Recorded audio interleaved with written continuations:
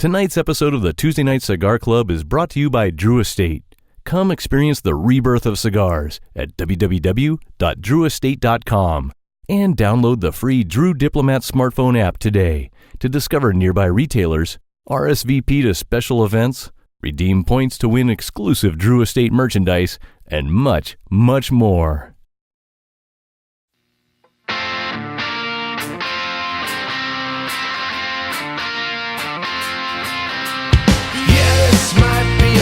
Mistake, but I'm having too much fun to wait. Flag her down when she comes back by.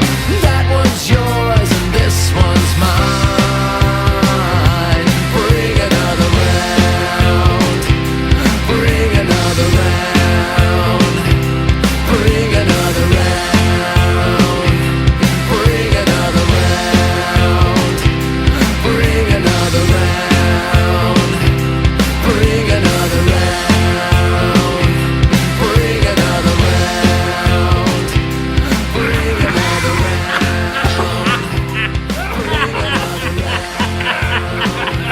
Bring another round.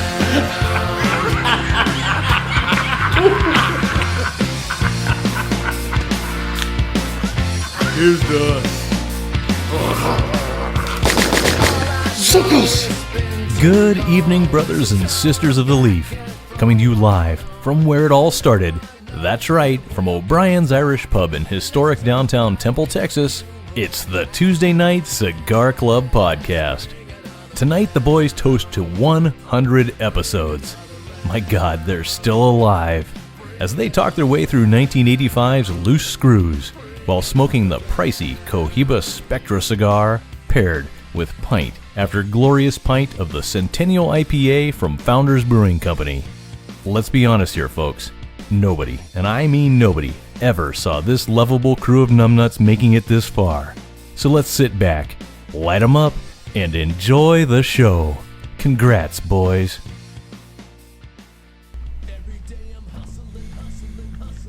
Well, boys, we made it.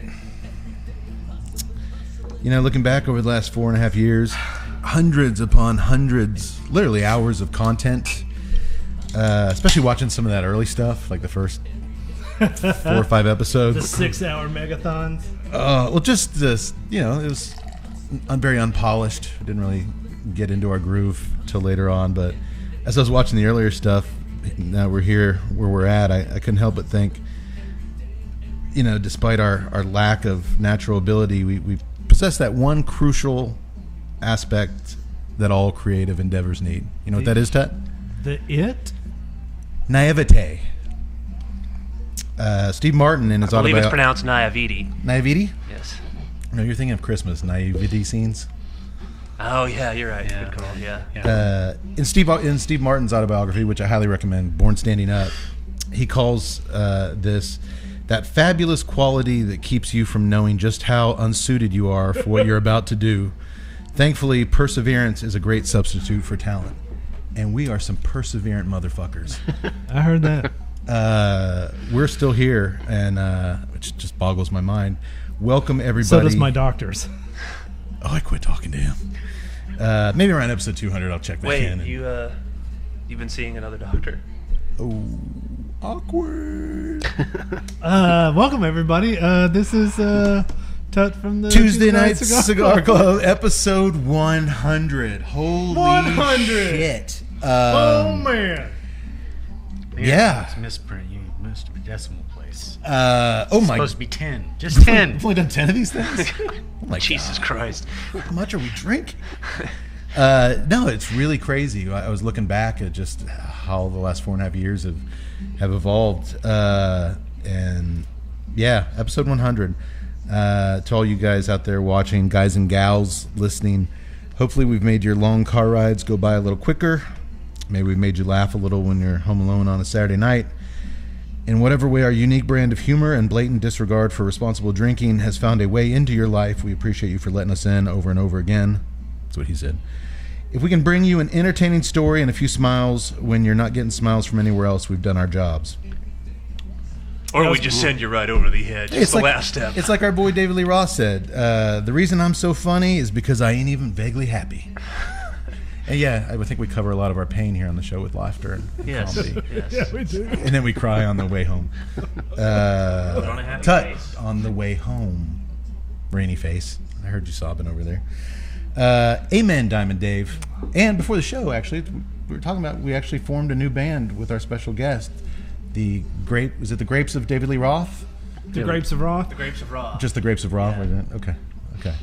I still like the Grapes of David Lee Roth, but that could be interpreted a few different ways. No, you're right. It was the Grapes of David Lee Roth. Yeah. Copyright 2019 Tuesday Night Cigar Club. And then that's the name of the band. The first album will be Sour Grapes Indeed. Sour Grapes indeed. Skibbity-doo, skibbity-bop. So after episode 100, tomorrow morning, we all agree, check into the detox clinic. I no, I do really I did not start agree to that addressing at all. some things. I'm not a quitter.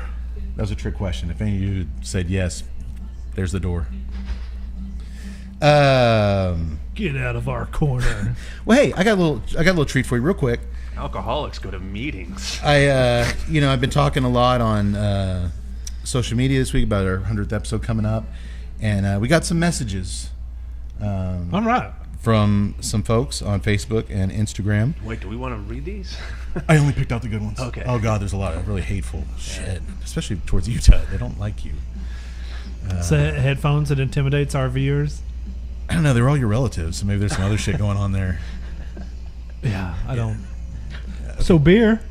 So I'm going to read a couple of these. Matt Schwann via Facebook said, I'm usually too drunk to remember my favorite TNCC moments, but I did enjoy the interview you guys did at Cats Our demographic right there. and the episodes from Roma Craft headquarters. The Turbo Kid episode is probably my favorite. Turbo Kid, man. I love that episode. Get this. Congrats on 100 episodes. My planning and zoning podcast made it to about 10. I know that's a surprise considering the fun factor of land use law and developmental regulations. This is quite an accomplishment for you all, and I'm proud to say I've been a fan since episode 1. I don't smoke cigars, and my beer capacity is featherweight in comparison. Again, with the That's not a shame. That's nothing to be don't, ashamed don't, of. don't feel bad there. That's But it's y'all's great sense of humor that keeps the TNCC a must-listen when a new episode comes out. Favorite movie you reviewed? Turbo Kid. Favorite flavor note? Baked potato. So bizarre. Here's to 100 more. Man, that's awesome. Thank you, That's Brian Mabry on Facebook. Brian. Thank you. And then here's some couple Instagram ones. The TNCC makes the flights to Houston shorter. Second thought, the drinks while listening to the podcast make the flight shorter. If it wasn't for the podcast, I wouldn't drink on my flights, and the flights would not seem shorter. So then you do make it short. Yeah. you know when you right. you know when you know you've made a difference for one person. That they drink you've more. done your job. I feel, Done I feel your really job. good about myself. Yeah. All right. Yeah. Well, so far, 2 out of 3 have both basically said, we put them in an alcohol and juice coma. Now, this is Instagram, so I don't know their real. DB2 sent us that message on Instagram. And then here's, I really like this one. You guys are just awesome. I tried 2 or 3 other cigar podcasts, which I didn't like at all. I was just about to give up, thinking the podcast thing is not for me, and then I heard you guys. Big fan ever since, 3 exclamation points. I'm listening to your podcast every day, tuned from work, and I watch your show on YouTube while smoking a cigar at home. Best shows so far, Sorceress and Killing Gunther. Sorceress was pretty good. Yeah. Yeah, Killing Gunther. Just fucking awesome. And I'm still half of your shows short. Keep it ballsy and congrats to 100 awesome shows. 7 exclamation points. Oh, This is again, these are Instagram tags. It's Florian Dure, and he is from Playa del Carmen, Mexico, outside Cancun. yeah. Nice. I was going to give you a bunch of crap for only giving us 3 exclamation points, and then he nailed it with the 7. Thank you, sir. You want to hear another one? Yes, I could. Why don't we just do a show of you telling us how great we are? Well, this is literally 4.5 years. I've got 6. Oh, okay. All right. Yeah. 2 of them are from my mother. No, I left out the negative. Okay. Did you know the benchmark for syndication is usually 100 episodes? Around 5 seasons, it should become a profitable enterprise because a series can be rerun for years after the end production. And so Tuesday Night Cigar Club can now rank up there with the likes of Gunsmoke, Dallas, The Simpsons, Seinfeld, CSI, and the big one, Bonanza. Congrats on this milestone. Congrats on your unique format and your joy and celebration of the leaf. Robert Holt of Southern Draw Cigars. Hey. Wow, thank you, Robert. Thank you. So, Will you guys call me Haas? Am I the Haas we are of the the Tuesday Bonanza night? of podcasts. Am I the Haas of the Tuesday Night Cigar Club? Moving on. Next No, one. I mean I like Haas, right? Right. So I'm Haas. I'm basically Haas. I never watched Bonanza. I don't know what you're talking about. You would be. You could be. You could be. Okay, Hoss. you can be Haas. You can be Hoss. Hang on. I will stop this show right now. Really cool. Maybe I want to be Hoss. All right, we'll talk. We'll figure out later. No, he's Hoss. I've derived almost as much pleasure over the years listening to Cade Tut, Yak Boy, and the Doctor as I do from smoking any of the fabulous Black Label Trading Company core lines, which are available at fine retail tobacconists everywhere. Gee, I wonder who wrote this one. Gaining knowledge such as Zima's return to market, that Curtis Armstrong wrote a book, Yeah. and that yeah. most things truly are far too early to tell, Hot takes. are the insights and perspectives that keep me coming back. All right, okay. You all really do deserve a Jimmy heart... came back? Oh, he comes back. He did. All right, okay. You all really do deserve a heartfelt thank you for 100 episodes of hijinks, inebriation, cinematic analysis, and thoughtful cigar reviews. I'm really grateful for the last few years of entertainment that I could always turn to in my travels. Having you fellows locally is just the tooth on the wrapper. And then he said copyright Black Label Trading Company. So we can't use tooth on the wrapper as a little quote there.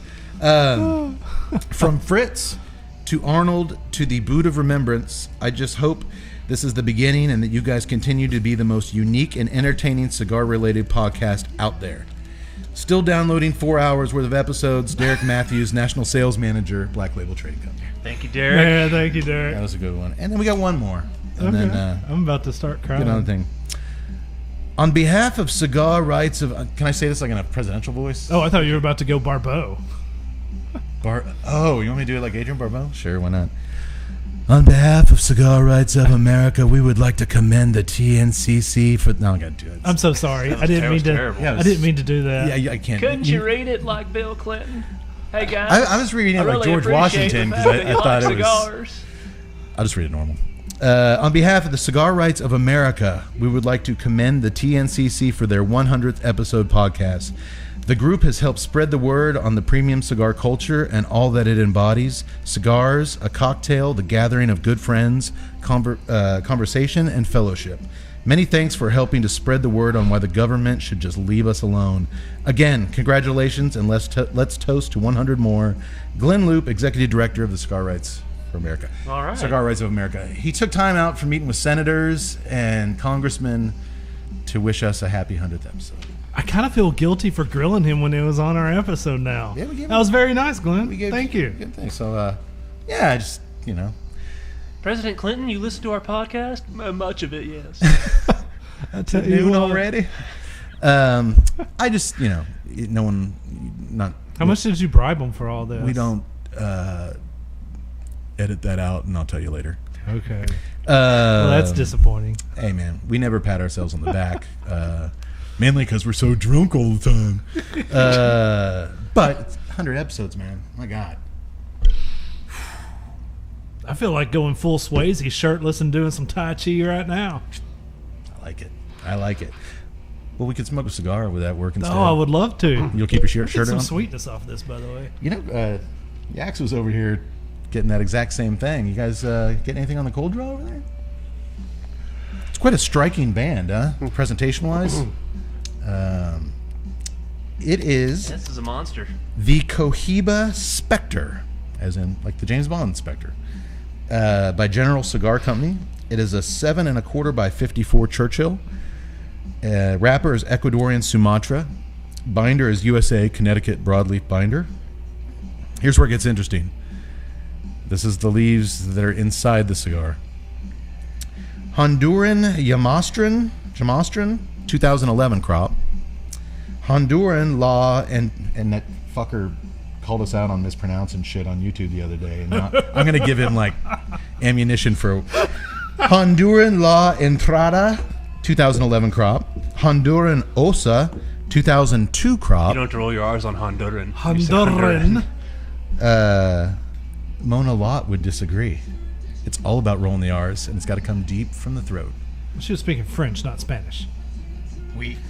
Nicaraguan Esteli 2011 crop, Nicaraguan Esteli 2014 crop, and Dominican Piloto Cubano 1995 crop. Oh, I think when you do the accent, it doesn't help you with criticism for mispronunciation. No. I think it helps him. Yeah, I'm trying. It shows I'm trying. Yeah. You know? I was thinking that this year the Denver Broncos might have a good team. I was really disappointed the San Diego Chargers moved. Mincy, shush it. I like reading the YouTube comments. It helps him. It makes him want to be better. If I wasn't so drunk all the time. Dude, that's a 24-year-old tobacco, 24-year-old Dominican tobacco in the cigar. Yeah. I'm gonna save price point for later, or do you just want to get it over with? Are you wondering why the hell we're smoking this cigar for episode 100?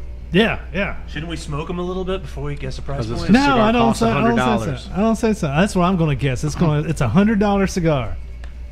It's not that all those tobaccos aged is added up to 100. No. No. I didn't do the math there, but Maybe I did. I like Fritz's idea. Yeah. Does You it just, equal that you 100? just spent $500 on us. Really? Thank you. These sticks cost $100 a piece. Actually, now 90. Oh, they've gone down in Are value. you serious? I don't want it. Are you shitting me, Clark? I'm Yeah. not smoking this. Yeah. I've got my $5 stick over here. That's what I'm going to do. Oh, fuck. I'm No, it's all I'm asking you one more time. You're not pulling my leg. Just light it up. No, I just said because Fritz said they were $100. It is the ages of all the ages of the tobacco. It has combined 100 years of age to it. Usually, when I list the tobaccos, it's got like current crops from last year. This is a completely. I was about to say this didn't even have a 24 karat gold wrapper or anything. No, this thing is completely made of vintage aged tobaccos. Like I said, going back almost 30 years. It smells good from over on your side of the table, Todd. Yeah, we can light them. Yeah, light those bad boys up. I'm going to light mine up. Would you be so kind, Yak Boy, as you've done now for 100 episodes, to tell us about the beer? We have, of course, going with our theme of 100 episodes. Hey, what was a $100 cigar? We are doing the Founders Brewing Centennial IPA. Centennial. Centennial. That's 100 years. That's 100, yeah. That is 100 years. Founders started back in the mid-90s. We have actually had one of their other beers, the wonderful Breakfast Stout. That beer's supposed to go in, sir. You don't have one. I don't have one. No. Now you might as well grab another one. I just... Keep passing around. A well-polished machine. 100 episodes. 100 in the episodes and we still haven't just figured keep this shit going. out. Just don't stop. Yeah, another one. Sorry. One more, yeah. All right. The Founders was started in the mid-90s. We had their Breakfast Stout. Breakfast Stout, I remember that. Yes. Is this the? Oh no! For some reason, I thought this was our third Founders, but I think it's our only second. Yeah, I we think did the we've only breakfast stout. I believe we did the with breakfast Yasum stout. Crawl. Yeah. It was Okay. we liked it. It was really good. Yeah. Yes. Not very hoppy, is it? Not overly. No. It is 65 IBUs. So. Okay. And it's 7.2%. So it's just a little bit higher, but not Not crazy. right there in the standard sort of IPA range. As I said, they said bask in the head's floral bouquet, relish the citrus accents from dry hopping, sweet yet balanced with a finish that never runs too bitter. So, what year did you say Founder started? In 97. So why is it their Centennial IPA? That is a good question. I couldn't find that. They're a bunch of posers, right? We can. They're also heavy drinkers. Something you should understand. Let's just call it a Centennial. Okay, I do like it. It's We're only 22. No one fucking cares. it's hot as. God damn, it's so hot here. It's a really good drinking, cool you down beer. You enjoying it, Doctor? I am actually, and I'm kind of with Fritz. I'm not huge on if it's overly hoppy, but I really like the taste of this one. And to show you just how well polished this machine is, thank you, Doctor, for mentioning we have a special guest in the house tonight. Fritz Beer, our fifth member, our musical, his music. You hear him every night. Every night on the show is what you hear is Fritz playing fritzbeermusic.com. Welcome, brother. This is your second time. Second time in the seat. I believe you're our only repeat guest. Well, it's good to be back. Well, the others all died of alcohol poisoning. But yeah, man, welcome. We are here at O'Brien's Irish Pub in historic downtown Temple, Texas, where the show started 4.5 years ago, and it just seemed right to bring this special episode back to our roots. Actually, if it was our roots, we'd be in the balcony over the bar listening to some really bad, really good, good talented local talented artists. But yeah, welcome, Fritz. Thanks for having me in. It just kind of worked out awesome. You were literally just set foot in Texas like yesterday or the day before. Yeah. And you know what better set of circumstances to have you down. Got a little for you Texas folks, or you folks that travel to Texas and hit up the capital city of Austin. Fritz, tell the folks why you're back in Texas. Well, my partner and I are starting a bar. It's called the Bon Air. It's if anybody's familiar, and there probably are. There's a place called Fast Eddie's Bon Air in our hometown of Alton, Illinois. Okay. And it's literally a world famous bar. Big schooners of cold beer and cheap eats. You know, a menu of really good food, very small menu, but also very inexpensive. Okay. $1.99 half-pound burger. Wow. All right. Stuff like that. So we are along with the owner of that place, who's one of our owners too. Okay. We're starting the Bon Air in Austin, and we think Austin might need that right now because of the price points that are going on. Yeah. Price points in Austin for. So you can be in North Austin? It's gonna be in North Austin on Burnett and 183. Awesome.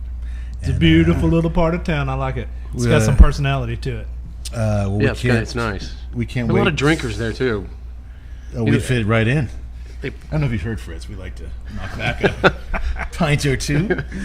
Well, yeah. Well, we're definitely gonna once the grand opening comes down, we're definitely get the TNCC down there and do some kind of live vid or something. And Yeah, absolutely. yeah, man, I'm excited for you. I'm, Fritz is my oldest friend. I just feel glad having him back in Texas. We're going to get down there, and he's going to pull you aside, and he was like, man, can you please tell Tuttle not to come up here every night? Hey, you got beer and $2 burgers. What the hell? Or if he's going to come up here, could you at least ask him to adhere to the no shirt, no shoes, no service policy? And take those damn headphones off. I'm sorry, I can't hear you. I've got my headphones on. Oh, yeah, you and $1.99 burgers. Yikes. Another news, Bon Air has gone out of business. Tuttle now weighs 500 pounds. I'm sure you'll be fine. Hey, if you can survive 100 episodes of this, you'll be fine. But yeah, man, just happy to have you back. Thank you. Keep Yeah, us posted me as too, man. things develop, and Yeah. we'll get down there and. Yeah, absolutely. Thank you. I appreciate that. I like Texas. I'm glad to be back myself. I liked it when I lived here before, and I'm pretty happy to be back. Yeah, So. you should have waited a few months to come down, but We moved to Texas on August 1st. Oh, we're in the soft Texas summer now. God, I just want to kill myself. Not that bad. Hey, look, I came from St. Louis, and it was 95 every day there, and humid. So Well, I should say we just got back from the Pennsylvania. Our first Barn Smoker Drew Estate event of the year in Pennsylvania, and it was a record heat. Like 8 people died, like of the heat wave. Like Heat index was 108. That was outside in the shade. If you went into those barns, it was like 120. a heart surgeon came up to Tut. We was filming, and it was like, "You need to go hydrate right now." Yeah, I was it was like, "Yeah, I'll like- be fine." He's like, "No, I'm a doctor. You need to go hydrate now, so I don't have to revive you later." Yeah, we look like Again, you're seeing another doctor? no, this guy was just there. This was in He was just there. Pennsylvania. I mean, it was just this college started with a P. I thought it was Poughkeepsie. And apparently, rehydrating with beer is not the. I saw him frown at you for that. Tut went Says who? straight over to the drink thing. All right. doctor's orders.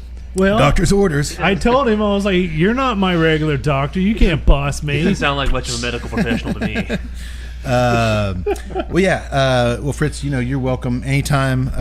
Now that you're local to sit in with your boys, we love having you, and I think it's going to be a fun show to have Fritz on. It's a rockin' movie we're doing tonight. A lot of rockin' tunes.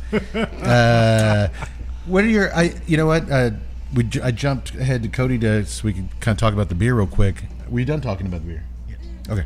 We also have one other beer later on. Do you want me to talk about it now, or do you want to? No, we'll do that later. Okay, we'll do it later. But real quick, let me finish.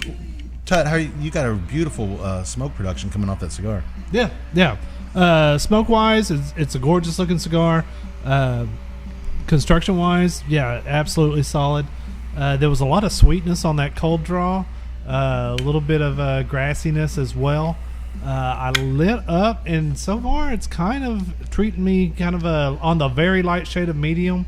I get a little bit of leather coming across the palate, and that's where I'm pretty getting much leather at. as well, and I'm getting a nice tingle on the nose, the black pepper maybe on the nose. Let me tell you what the sweetness, I think I might be able to pinpoint where that came from. Like I said, the Spectre blend features 8 different varietals. Holy crap, I got butter on the nose. No shit. I got butter on the nose. No, Tut, you've actually got some butter on your nose. I know, that's what I'm saying. I've got butter on my nose. No, on the retro. I just Get that got butter from. Really?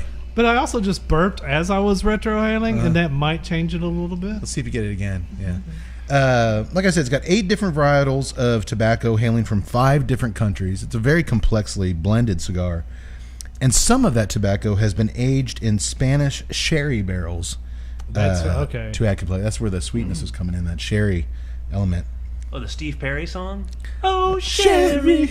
Oh, Sherry, the drink. Okay. No, it's Yeah. her. Okay. They age the leaves in her. On the very back side of She's that. fallen on incredibly hard times. On the very back side of that retro hail, top of the nose. Little butter. Butter. How about that? Butter. Well, get this. The Dominican Piloto Cubano leaf that's 24 years old has been aged in what they call tercios, which is a method of aging tobacco by using the leaves of a royal palm tree. And then they just coat it in butter. And then they just put a stick of butter in there, do it low and slow, 350 degrees for about 6 hours. Welcome to Flavor Town. All right. And but get this, these fucking leaves have been aging in this royal palm tree leaf since it was harvested in 1995. So there's a lot of stuff going on in the cigar. The quality control and construction is of the highest degree. Don't believe me? We'll get this. A single pair of just one roller and one buncher are responsible for every Spectre cigar made. 2 dudes make all the cigars. And combined, they have over 50 years of experience between the two. Johnny's Diaz. How would you say this name? Johonys. Johonys. Johannes? It's probably a soft J, like yogging. So Hannes? Giannis. Honeys? Sorry. Jan. Yo, dude, who Hey, keeps criticizing us? Mr. Diaz, Vice President of Senor Operations Diaz. for General Cigar Dominicana, said this: Cohiba Spectre is like the finest Bordeaux wine. The tobaccos we selected are the product of ideal climatic conditions and a passion for tending to the tobacco at every step of the process. Through proprietary aging techniques, these tobaccos have developed in flavor and complexity, resulting in a smoking experience that cannot be otherwise replicated. Although the Spectre was originally limited to just 180 boxes of 10 when it was released last year, which is when I got these, so that means we have 5 of 1,800 of these ever made. Okay, normally we always say that we try to smoke things that you can get, but screw you tonight. It's our 100th episode. You can get these. Then rush to your retailer and get these right There's now. no need to get volatile with the audience. Screw you. These are for us. They yourselves. actually did release a smaller bit. I guess what was left this year at Vegas. Any questions other than how did us assholes get these? Apparently, the answer to that is we logged on to a website and got them. No, these were a gift from someone. Ooh. Gift.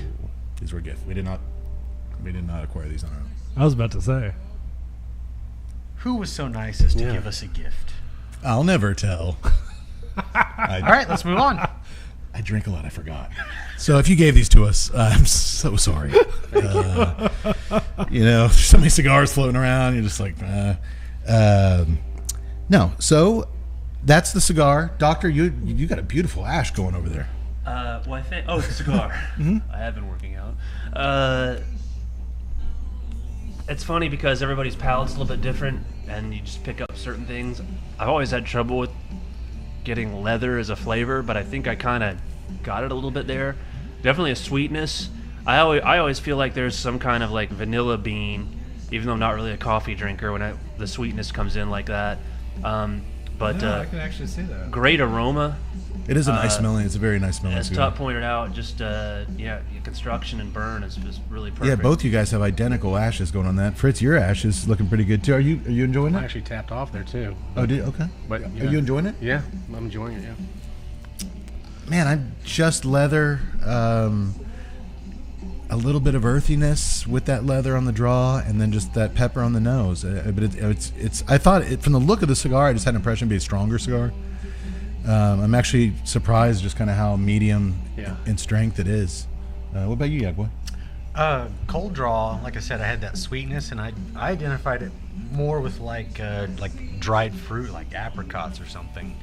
But it had a really long, also just a strong hay, but like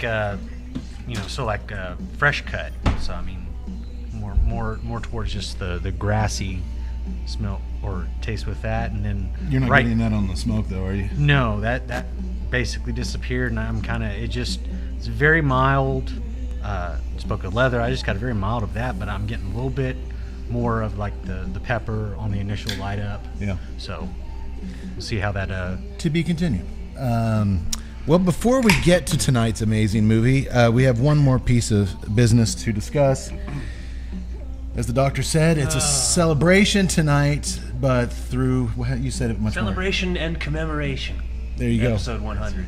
As you can see, if you're watching us on YouTube, we do have the boot of remembrance on the table. I was going to push it to next week, but this guy deserves some props. It's for Tut. He's been a cyborg since episode 48. That is correct. You are now dead. Did you ever tell his wife? She has been satisfied. She's never been happier. Ever since I've been here. She's so happy all of a sudden. No, when Tut texted me last week to tell me that Rutger Hauer had died, and did we want to fill the boot for him, a flood of movies, like I just kind of sat there and a flood of movies started flashing through my mind, such as, just soak this in, Nighthawks, Yes. Blade Runner, Yes. The Hitcher, Oh yes. Lady Hawk, Oh my God. Surviving the Game. Forgot about that one, didn't you? I actually did forget about that. Wanted Dead or Alive, Yes. Escape from Sobibor, which was a big one we used to have to We watch still haven't in, gotten into the 80s yet. watch at school. Blind Fury, Yes. Buffy the Vampire Slayer, Yes. and then recently, a really phenomenal film he was in, Hobo with a Shotgun. And this is just 10 off the top of my head, just It kind was of great in Sin City. Yeah, Sin City? he's all over the place. Literally, the dude had 173 individual acting credits on IMDb, I believe it. which I think he was 75 when he died. I mean, It's that's like a movie a year. That's 3. No, if you say I started acting when he was 20, I mean, that's fucking 3-4 movies a year his entire life. Rutger Hauer came out of the womb acting. He was a working fucking actor. Yes. And that's one of the things, we mentioned this on the previous episode. What I love about him is, when he kind of got a resurgence with Hobo with the Shotgun, he was kind of nobody. He was always around, but it was just it kind of like, do you regret any of the straight to video, shitty movies that you've done? He was like, well, for me, there's no shitty movie. It's work, and I learned stuff on those movies just like I learned on a big budget movie. And that's what I'm an actor. What the hell else am I going to do? And work. I have chops. We'll travel. Do it. And known, like I said, just as much for his workhorse production as his Matt Cade-esque steel blue eyes, Rutger Hauer lit up the fucking screen. What was that? Huh? Lady Hawk was the movie where he was on the horse. Oh, is that what it was? I thought there was some sort of comparison you just made. I got tinnitus. It acts up sometimes. He lit up the fucking screen every time he's on it, and he was one of the rarest of things. He was a strikingly handsome kind of oddball.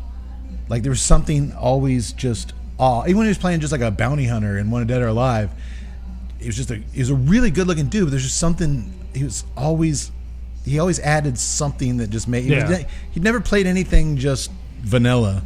He always gave it a quirk, or, he always gave his characters little touches. And, man, I just love the guy. On July 19th, he passed away at the age of 75 in his birthplace of the Netherlands. And tonight, August 1st, we will fill the boot of remembrance and chug it down in his honor. Thank you, Rutger Hauer, for over 4 decades of high-quality craftsmanship. Hear, hear. Hear, hear. You a fan, Tut? Hitcher scared the absolute bejesus out of me. Shit, man.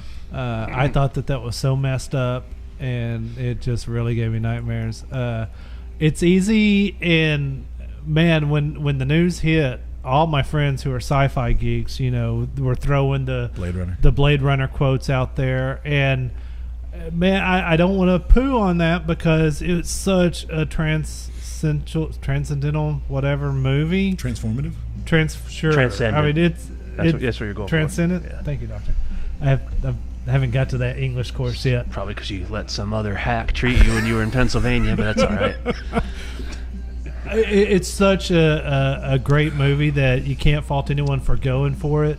But, there was so many out there. Like Blind Fury was, for some reason, I latched on to Blind Fury big time. It hit me right at the age where I'm like, mentorship was really cool, and here's this blind guy just whooping butt all over the place. I really liked the way he went about his effort. When y'all told me that there's no bad movies, that he was just like he's just as thankful for the crappy movies as he is for Blade Runner because he's always learning, always working.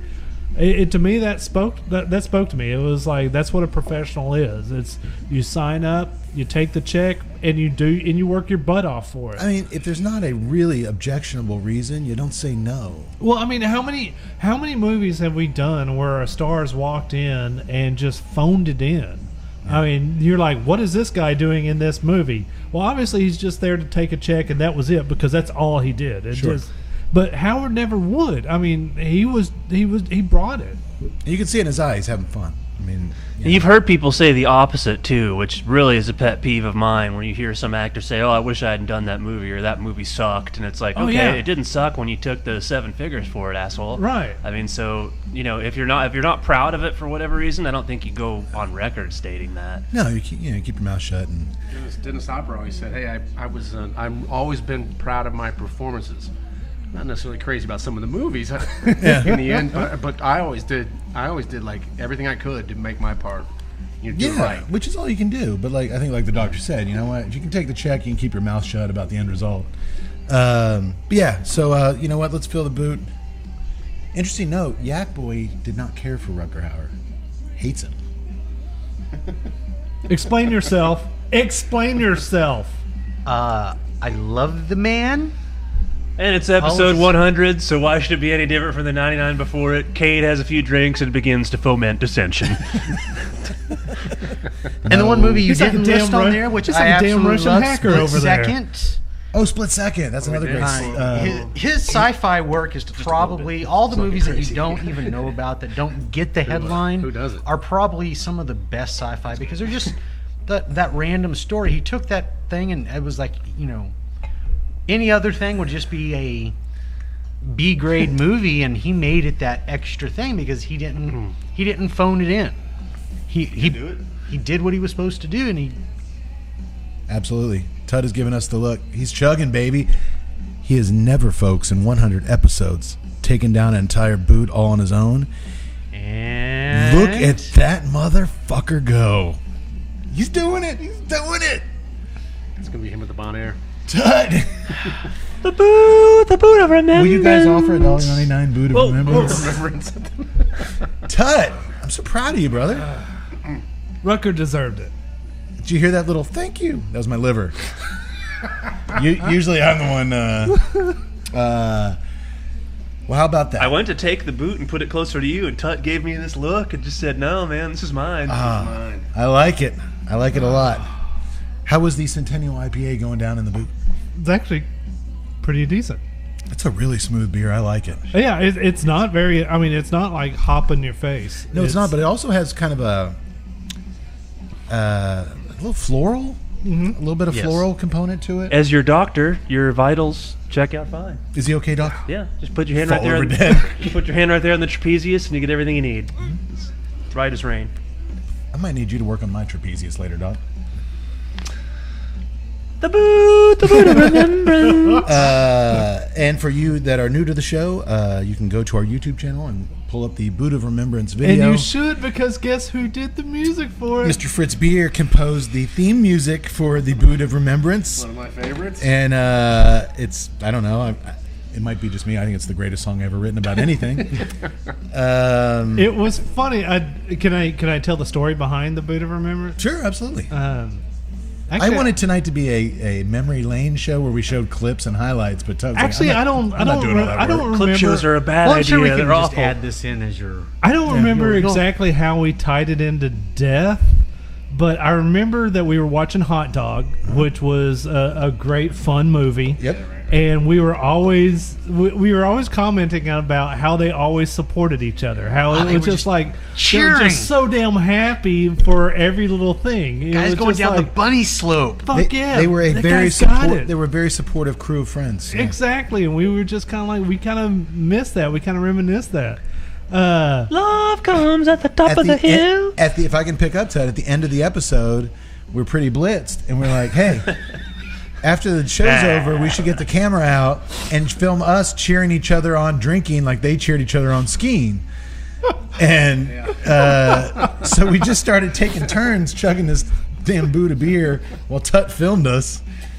And we put it together, and it was like, oh, wow, for something done at 3 a.m, totally blitzed. It really captured the spirit of friendship. Well, I and- just It like took that. 50 takes to get that, by the way. Just so many boots. I think Fritz's marching orders was like watch Hot Dog, see how the friends are getting together, and try to capture that thing. And it sounded. I mean, I was like, heck, this should be in the movie. it turned out really well. And it's bad because you're talking about death. Yeah, right. Yeah, But we're not talking about death. We're talking about celebration. Right. They were always Remembering. drinking and skiing, and everything just turned out fine. yeah. I honestly don't remember why we started filling it up for dead people either. The boot of remembrance. I don't even know where the I damn know thing it's- came I from. know, One day but it was I- just on the table. Like I don't remember Do you think- I don't remember the conversation that was like, we need to have a boot of remembrance. We need to film us drinking. We need to get Fritz to do this, No. and then let's put it all together. Do you think maybe it was like a curse? Like somebody gave this to us, and that's like why we are where we are in life? Well, I that saw fucking you. boot. Well, Let's break I saw, it. Let's kill it. I saw you and Rev go head to head in Pennsylvania. Oh, There's actually a picture of it on our Instagram. Instagram. Do you think Rev did that? Rev put a hex? You think that? No, his feet aren't that small. I don't know where it came from, but I'm glad it did. I'm glad it walked itself into, or I guess it would hop itself into our lives. So good job, Tut. Way to take that down. You okay over there? Yeah. I just got a big smoke up the nose, and now my eyes are watering like I was in the deep end of the pool. Okay. God, it's a very good smelling cigar. It is. The aroma is really, really nice. Well, with no further ado, we've discussed the cigar at length. Yes. We've discussed the Centennial IPA. It's Yes. not a very complex beer, so there's not too much to... Misty. The 22-year-old Centennial. The 22-year-old Centennial beer. So And that's math that Tuesday Night Cigar Club can get behind. I ran the numbers. It checks out. So there's one other component to what we do here for What's that? 100 episodes, a movie. Are we going to watch a movie? As Robert Holt said, he congratulated us on our unique format. Nobody else does this. Many have tried, and then we publicly shamed them, and they stopped. Or they copying went us. to rehab. Yeah, they tried to drink with us like us for one night, and they're dead. Now they're dead. Now they're dead. Yes. There's a movie to discuss tonight, and forever you guys have been like, I wonder what the 100th movie is going to be. I mean, where would you go with episode 100? The Grapes of Wrath. The Grapes of Wrath, perhaps. No, I wanted episode 100 to be just a perfect encapsulation of what we do and what we've had so much fun doing for 4.5 years. I've known for a while what movie we were doing. We are doing Cinematic masterpiece. Loose Screws, a.k.a. Screwballs 2. Loose screws breaking away. Nothing's gonna stop us. Nothing's gonna stand in our way. One more time, Don. Loose screws breaking away. Come back to that. I'm no Fritz Beer. For God's sakes, that's obvious. 80. I like your voice. I mean, I like Fritz's better, but you're good. You're good. You should. 1985's Loose Screws. You guys ever seen this one before? No. Yes. You had? I won't lie. Yes, I've seen it How many times? once or twice, 4 times. I had never seen it the entire way through. I was familiar with this movie because if you remember back in the 90s on the USA Network, the lovely, busty Rhonda Shear used to host the USA Up All Night, where they played movies of this ilk. And heavily edited. Yes, obviously a heavily edited version of Loose Screws one late Saturday evening back in the late 90s. on Up All Night, it was only a 15-minute movie. And it may have been. Yeah. Fritz, had you seen Loose Screws? No. I had not either. I mean, I had... The minute I saw it earlier this year, I was like, oh, that's episode 100. Well, what's interesting is that when we were on the flight to Pennsylvania, I sit in the middle so Cade can get the window seat. Why do I need the window seat? Because you're researching our movies, and it's not cool to be flashing titty movies on an airplane. I don't want any of the stewardesses or other passengers to see what I'm watching on my phone. It's nothing but sick bastards. You sick pervert. So I've got my headphones on, and I'm over there giggling. This is every flight we do. And I'll just elbow, and I'll be like, he'll look over there, just be like this chick with big knuckles. I'm like... So you were watching Screwballs. I was doing some research. I watched the first Screwballs. So I've got whatever I've got on my iPad, but I keep glancing down, watching Screwballs over your shoulder. Thank you. It's common courtesy to put the closed caption on. I put subtitles on so we can kind of follow the story. Exactly. And I was sure that I had seen Screwballs before, and I remember telling you all, I was like, man, I haven't seen it. I was like, I really thought I saw Screwballs, and you were like, yeah, it's one of those movies that everybody thinks that they've seen. I was thinking that same thing, and hardly nobody has. Yeah, it's the name is way more. But we didn't point out, Loose Screws is actually Screwballs 2. It is. Correct. So it's not really a sequel. And you do not need to see Screwballs to appreciate the storytelling. It's not like the Godfather trilogy. The journey that Loose Screws takes you on is a total movie in and of itself. You don't need to see Screwballs 1. And did you guys know there's a Screwballs 3? I did not know. Screwball Hotel. Screwball Hotel, which is 200. It's MIA. It's not available anywhere, That's even on the 200. dark web. I had a guy I know look on the dark web for it, doctor, and he couldn't find it on. How do you there. think I go fishing for patience? Yeah, so I knew the minute that I saw Loose Screws. Hey, you got some plutonium for sale. You'd be amazed what you can find. Hey, four drunk party loving dudes, much like the TNCC. A crew of dudes getting into zany hijinks. How could this not be our 100th movie? All we're lacking is a convertible Chrysler. Did you see what Fritz drove up in tonight? We're hitting the town lady, boys. Screws breaking away. The stars have aligned. Director Raphael Zelinsky returns to direct after helming the original groundbreaking classic Screwballs in '83. This is 2 years later. And like I said, the only real thing he's known for is the Screwball trilogy, of which nobody's ever seen the third film, Screwball Hotel. It's out there. One day we'll find it. Really? One day. What I always wanted to do in the early days of the show, I used to say I wanted the TNCC to have its own streaming channel, like a Roku channel, to where all the movies that I want to watch that aren't available anywhere, like we get in touch with the filmmaker and be like, hey, let us put the movie on our podcast, let us stream it on our little Roku channel, and we'll give you all the money. I just want it to be there. I just want to be available. Yeah. And why can't I watch Screwball Hotel? Like, it keeps me up at night. That's the way I am with robot jocks. Why can I watch robot jocks? You bring up robot jocks a lot. I just really want like sorry. a J. Peterman character that just talks about how he looked for these movies in the weirdest places. I was there in the Serengeti. I was scouring through the stacks of an old porn theater. There I found it. It just seems I like remember a man, J.T. Cumsworth. He came up to me one day. movies aren't. JT Cumsworth. Wasn't he one of the teachers in this movie? Yeah. It should have been. Movies aren't easy to make. It just sucks that you make a movie and it's just sitting on a shelf somewhere, and it's like, dude, just let us put it out, and if that way, if anybody's going to make any money off it, it's better than just sitting there collecting dust. Anyway, that whole idea of a streaming service with us, and that would require a lot of energy and work. You never know, man. and You never time. know. So if we ever get that intern, I'm out. if we ever get that intern, That's going to be one sorry person. it's, That poor, he or she, very, very poor. I'm sorry. it'll be a he.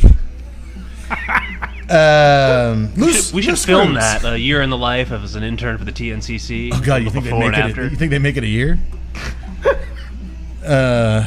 It'd be more like the Centennial. Oh my God, I want to I film worked that. there for 15 years. How long has it been? 2 months. I want. My pager's going off. Oh God! I wanna film- 2 in the I wanna morning. film that Cade wants me to go to documentary. 7-Eleven again. Bring in some fresh-faced college kid, then do like a before and after thing. We can do a little Simpsons intro. Cade Skin. He's like 19, 20 or whatever, and then all of a sudden by the end of our intern, he looks like Keith Richards. It's just like a cigarette dangling out of his mouth. Yeah, whatever, The whatever. TNCC podcast ruined my life. I'm only 23. I'm 23 years old. No, I'm sure it'd be a great opportunity for the right young man or woman. I like Tut's idea. He's all of a sudden you're speaking with an English accent. You've been here for 12 months. How do you feel? Oh, bloody fucking hell. Can we have them send their resumes to office@TuesdayNightCigarClub.com? That's still an email thing, right? I think so. Okay. We need to get them to also check that email address. Hey, I've been sending resumes to you guys. You're hired. Now figure out how to check that email.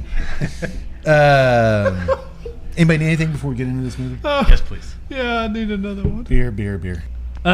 Hey, one second before we get into the movie. I know it's here we are almost an hour in, or at least like 40-something minutes in, and we haven't got to the movie. But That's actually pretty normal for us. pretty much. And this isn't exactly Schindler's List for running time. No. But it's our 100th, and I want to there was a couple of things that's really stood out in my mind. For one, I'm a big fan of the Doctor's impersonation of Spader. Spader's my favorite. You could talk like Spader on any type of project, and I'd be like, I'd be all up into it. The Doctor we've done surprisingly in 100 episodes. There's a lot of movies out there. We've done a couple Spader films. What was it? It was Breakfast Club. We did the Breakfast. Pretty in Pink. Pretty in Pink. And then the New Kids. Yeah, we did the Pretty in Pink, and I remember when Doctor broke out the Spader. I think I peed my shorts in that. I'm not sure, but I think I had to go outside. It was just You're wearing your diaper tonight? no. So it's game on. He's learned nothing over Give here. it to it. I mean, thanks a lot, Todd. I mean, I'm really fucking flattered. Are we going to drink the scotch, or are we going to fucking stare at it, for Christ's sake? I mean, I don't know whether to shit or go blind. I'll fucking laugh at that forever. I like the way you bogarted that boot, Todd. I mean, you think maybe anybody else wanted a sip? There's the Spader impersonation. Guy drives all the way here from fucking Illinois. He doesn't get anything out of it. There's a Spader impersonation, and it was like, man, we've had a lot of good clips. Greg the pole greaser from Sorceress was like hilarious. I mean, when I was putting together that clip, my wife was like concerned because I was just laughing my butt off in my office. Was the doctor from Pennsylvania all of a sudden in your living room? Jason, I'm going to need you to go hydrate yourself. Get out of here. But as funny as, I mean, oh God, man, there's just been so much. The Singham episode where it was just, oh my God, we just. Man, the less said about that one, though. I think one of my takeaways though is we did a Zima episode. We did a Zima. Oh, we did a Zima episode. Yeah, I was there. Yeah, that's fine. So much sugar. I guess I don't really fucking remember that one. A little obscure film that we did. High fructose corn syrup. Pierce Brosnan's Nomad. Nomad. And the tracking wiener shot. Where, wait, what? Okay, so the camera was like shot at waist high to Pierce Brosnan, and he's holding this hot dog. He leaves a hot dog stand, and he's holding the wiener right down in front of his wiener. And John McTiernan, the director, starts tracking along with him as he walks down the beach, but it's just on that wiener, him holding the wiener at crotch level. It's like a 15, 20 and this minute isn't loose track. screws. This is like a real movie. No, it's like had a plot. It's like a 15, 20 second track shot of this of Pierce Brosnan holding a wiener. Actually, you can go to our YouTube page. We actually have a clip from that episode. It's just called Gratuitous Wiener Tracking Shot. I guarantee you nobody ever pointed that out in that film before. Well, as Matt Cade said, you don't sell the steak, you sell the sizzle tut. Now I'm going to walk down this high school hallway in my linen suit, even though I'm clearly 27 years old, and pretend I'm still a senior. Hey, we just lost a light. Doctor, any favorite memories as we're looking back on the last 4.5 years? Or were they just all so wonderful you can't? Man, they're all pretty wonderful. I remember one time I turned things up a notch when I showed up with a certain cardboard mask of a certain actor. Yeah. Well, Tut, now that you've had a boot of remembrance, how do you like to go for a long walk off a short pier? Oh my god, that was so creepy. Yes, it was a mask. I don't want to get us in trouble. Let's say R. Dreyfus. No, that's too obvious. That's too obvious. Let's call him Richard D. Richard D. And man, you were on fire that night, Doc. That was a good night. Which, you know, that kind of one had to be seen on YouTube, because if you're just listening to that episode, and all of a sudden we've got this deranged Richard Dreyfuss on the show. There's a dozen long haul truckers somewhere just going, what the fuck? Yeah, that was a fun one, Doc. Fritz, you just listened to us the whole way down. You said you were just kind of streaming us nonstop on the way down. Not to put you on the spot, anything? No, it was what I was mentioning earlier. That I don't know which episode it was, but it cracked me up because you guys were talking about that thing where people say, "Am I going to need a lawyer?" And then of course, throughout the whole episode, it was apropos because it came up a lot. It was like, so on almost any given moment, you're like, am I going to need a lawyer? Do I need to talk to my lawyer? Yeah, am I going to need a lawyer here? You know what? I'm not really comfortable. I'd like to talk to my lawyer. That actually still comes up quite a bit on this. Right. I figured for you it would. With our podcast, yeah. Yeah, right. I think even R. Dreyfus was like, do I need to talk to my lawyer? I might need legal representation. What about you, Yak Boy? It's too many to count, but I just love the movies to where, you know, it happens, you know, but we find that character for whatever reason. This guy. We are very good at finding the tiniest of character that no one has ever paid attention to in a movie. Who's your favorite? Yeah, I bet I know who he's going to bring up. Do you? Drunk Dad. Or that lawyer, the realtor guy. By law. That is probably my favorite. Okay, because I was going to go Drunk Dad. But Drunk Dad is in just one moment the summary of, like, that man's life. Wait, excuse me if... Hey, speaking of which, Todd, there was no, go ahead. No, go ahead. There was one. It was an intro to a show, and I guess you guys have taken a little bit of a break. Uh-huh. And you come back and you start telling the story, and I'm kind of getting wrapped up in this story. Like, it didn't start to sound true after a minute, but you're like, yeah, I went down to the Keys and became a bartender for a while. And you go all along with the story. And Cody's like, that's the intro. That's was that cocktail. That's cocktail. It was either the cocktail or the 90210. Oh yeah, I've told a lot of personal stories where it was actually Dylan McKay's stories. Wait a minute. That didn't happen. That's cocktail. Yeah, I was making love under that waterfall, and Elizabeth Shue and her daddy, a real rich asshole. That was a good one. But yeah, you know what? I think Cody pointed out a good thing is just. We do appreciate those small character actors who really bring something. They only have like 30 seconds, like Greg the pole greaser from Sorceress. Did he work on set? Who Wait, was he? was Did his they medieval actually name apply Greg? for that job? How? No, You gave him the name Greg. We the named him pole- Greg because earlier in the show I told the story about how I called to make my wiener dog an appointment at the pet salon to get her hair done, and I told her the dog's name, and the lady did all this, and at the end of it she's like, all right, well, we'll see Greg Saturday morning at 8, and I'm like, who's Greg? She's like, your wiener dog. I'm like, who the fuck names a wiener dog Greg? She's like, that's what you said.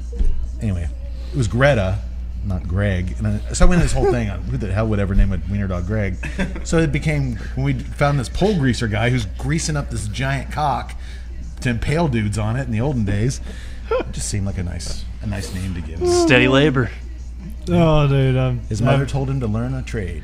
Didn't you guys talk about him doing a reality show, Hovel Hunting? It was like Hovel Hunters International, where he would look for homes with his wife. She was a belly dancer. He was a pole greaser. They had a budget of 3,000 sheep.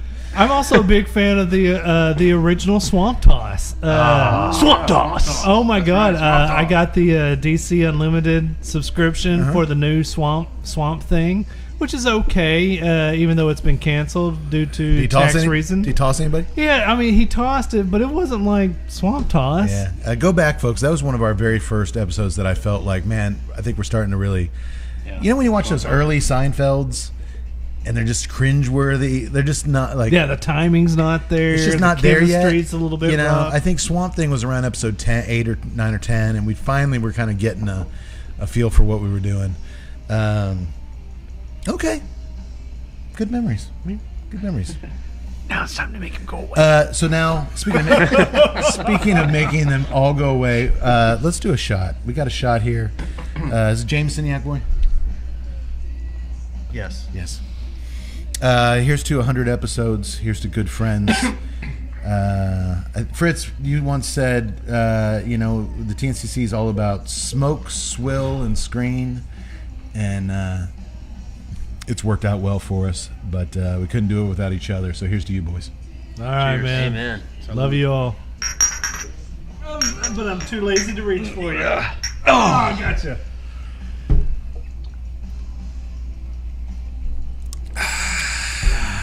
Oh, that's good. Man. Loose screws. Loose screws, breaking the way. Sorry, missed a beat there. You know what? Actually, that Jameson went down nice. We got kind of a sidetrack. Real quick, you're about halfway done, Tut. It's a big cigar. It's a big honking cigar. Yeah, but there's not a lot of transition that's happened to it. I haven't gotten the butter yet. You only had it briefly. I think it might have been the burp. Once again, butter. Can you not believe it was? I can't believe it was butter. No, I can't. I can't believe the cigar's butter. Are you enjoying it? Oh, absolutely. You're still getting a light leather. It's not very strong. It is weird that with that many tobaccos, and all age, some in sherry casks, some in royal palm leaves. Like, it is weird. You would expect the complexity on this thing to so many different countries. Yeah. Like, you would expect there to be kind of more of a roller coaster of a medley of different flavors. There's not. I'm kind of at the same place I was at the beginning. Leather and earth with some pepper on the nose. I mean, it's a very pleasant taste. It's just, it doesn't, there's not a lot of transitions with it. So far, what I've gotten on the light is what I've gotten. I'm not halfway through it, but I'm almost there. So we'll see. Okay. I'm really hoping. I really do want this cigar to gain in strength in the last third. I think if it does that, that would be a spectacular cigar, a Spectre cigar, A spectratacular. a spectratacular. I would probably say mine has probably gone from mild to medium. So it is. It has picked up. Okay. But I'm kind of like, I'm not really picking up just that roller coaster that you were expecting. Like you just said, you've got so many tobaccos. I figured there would be this transition. Yeah. There's a little bit of a soft pepper on that retro hill. I don't know. Maybe my boot and my Jameson shot are masking. Now you know how I feel. If I masking a little bit of the didn't flavor. cloud my senses with all these other flavors. Tasting jelly donuts and I saw Fritz and Doctor. You guys were giving me some nods. You were kind of agreeing with the synopsis. Yeah, from, pretty much, yeah. Construction's awesome. I haven't Oh, yeah, had it's to relight very- it once. haven't Yeah, had no, that stick of what butter Todd said, no beforehand. real transition. Still get that kind of vanilla bean, but yeah, it really hadn't picked up an intensity. Well, the thing that sucks is if you complain about construction, they know it's those two dudes. It's not like you can blame it on, like, there's 20 of us rolling these things. Man. No, it was you, asshole. Oh, Who man. could it have been? It's Greg the cigar roller. It's Greg the Torsadero. Wait, that wasn't the doctor who was saying that. I haven't had to relight it once. Damn you, Richard D. We'll see what happens. I'm curious to see the final third on this guy. But it is constructed really well. It's smoking nice. All right, boys. Loose screws. Yep. Loose screws, breaking away. We start things off at Beaver High School. Of course we do. Beaver Of course we do. High. Of course we do. And if you think the jokes get cheaper than that, they do. No, let's get them rolling. Where a group of sexually charged numbnuts are up to all sorts of hijinks. In movie. We're done. That's it. Let's go downstairs. It's kind of no, seriously, do you guys just want to call it a day on this one? There you go. One dude, Brad Lovett, get it? Love it, Yeah. He loves it. All the names in this thing. is playing a dice game in the girls' locker room, which has him fully clothed and a chick already taking her top off. So we're 37 seconds into this thing. We already got our first set of traffic cones. Not bad. That might be a record for... And we've seen a lot of boobs over the years.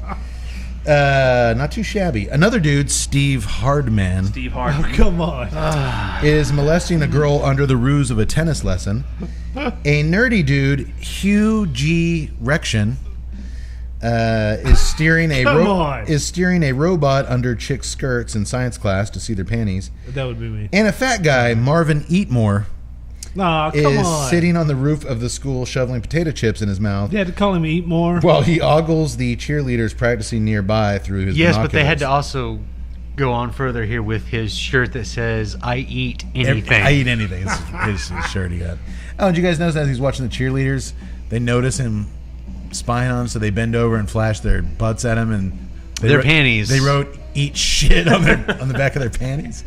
And he was He must be really like doing this all the time. Like, and he was shocked. Absolutely just what? yeah. I'm guessing at this point these four guys might just be our loose screws. Am I right, Fritz? I think so. I think so. That's what I got. I hope so. I mean, if there's four other dudes, like these are the squares. I love the These are the honor society, right? Yeah. here. I love the fact that much like our venerated, venerated. They're a little bit veneered. Okay, up the creek, you have a similar start out. You introduce the characters through their little hijinks, these little bitty snippets, these vignettes, if you will. All the good buddy groups, friends, you kind of get to know them in their own, and then you see why they fit so well together as a cohesive unit. I love these dudes. Can we do our 80s sitcom intro eventually? I was going to ask Fritz to bring all his musical equipment up here so we could just do a fake music video down on the O'Brien stage at the end of the night. But we wanted him to show up, so But hey, I didn't want to get that text. Kate, going back to Illinois. The best always start this way. Was it something I said, Fritz? Actually, yeah, go fuck yourself. I told my partner, I quit, Austin, fuck you and your burgers. You're going to be paying $15 for your burgers. Well, I did not ask Fritz to bring his drum set. But, if you ever do want to bring that stuff, we could film that, right, Ted? Yes. I'll play drums. Or fake play drums, as we'll see someone do very poorly later on. Okay, well, soon Principal Hardbutt Come on. takes to the intercom. He's a beaten-down man who looks like a sleeping bag Bill Murray used to take on camping trips. see, I'm glad you mentioned that. Because I thought it was Bill I thought Murray it was for Bill a Murray, half too. second. Fritz and I were talking about that earlier. I thought it was that like looks a- like a present day Bill Murray. I thought it was like a looks- third cousin or It something looks like like Bill Murray shed his skin, and what was left was this sad sack. It's clear to a blind... Man, that's harsh. Is it true? Yes. Okay. Yes. It's clear to a blind guy that Hardbutt probably downs a half bottle of Old Granddad whiskey before lunch period. doesn't? Your name's Principal Hardbutt, and you work at Beaver High. I'm down in some old granddad. See, he had the cigarette going by the Yeah. intercom. Just Students. Yeah. he wishes all of his students a happy summer vacation. except our 4 heroes, and orders them all to his office immediately. Man, as all the kids race to get the hell out of high school, last day of school, I thought the random shots in the Beaver High hallways, I thought it was a really great little capture of 1985. It was. Some dudes breakdancing.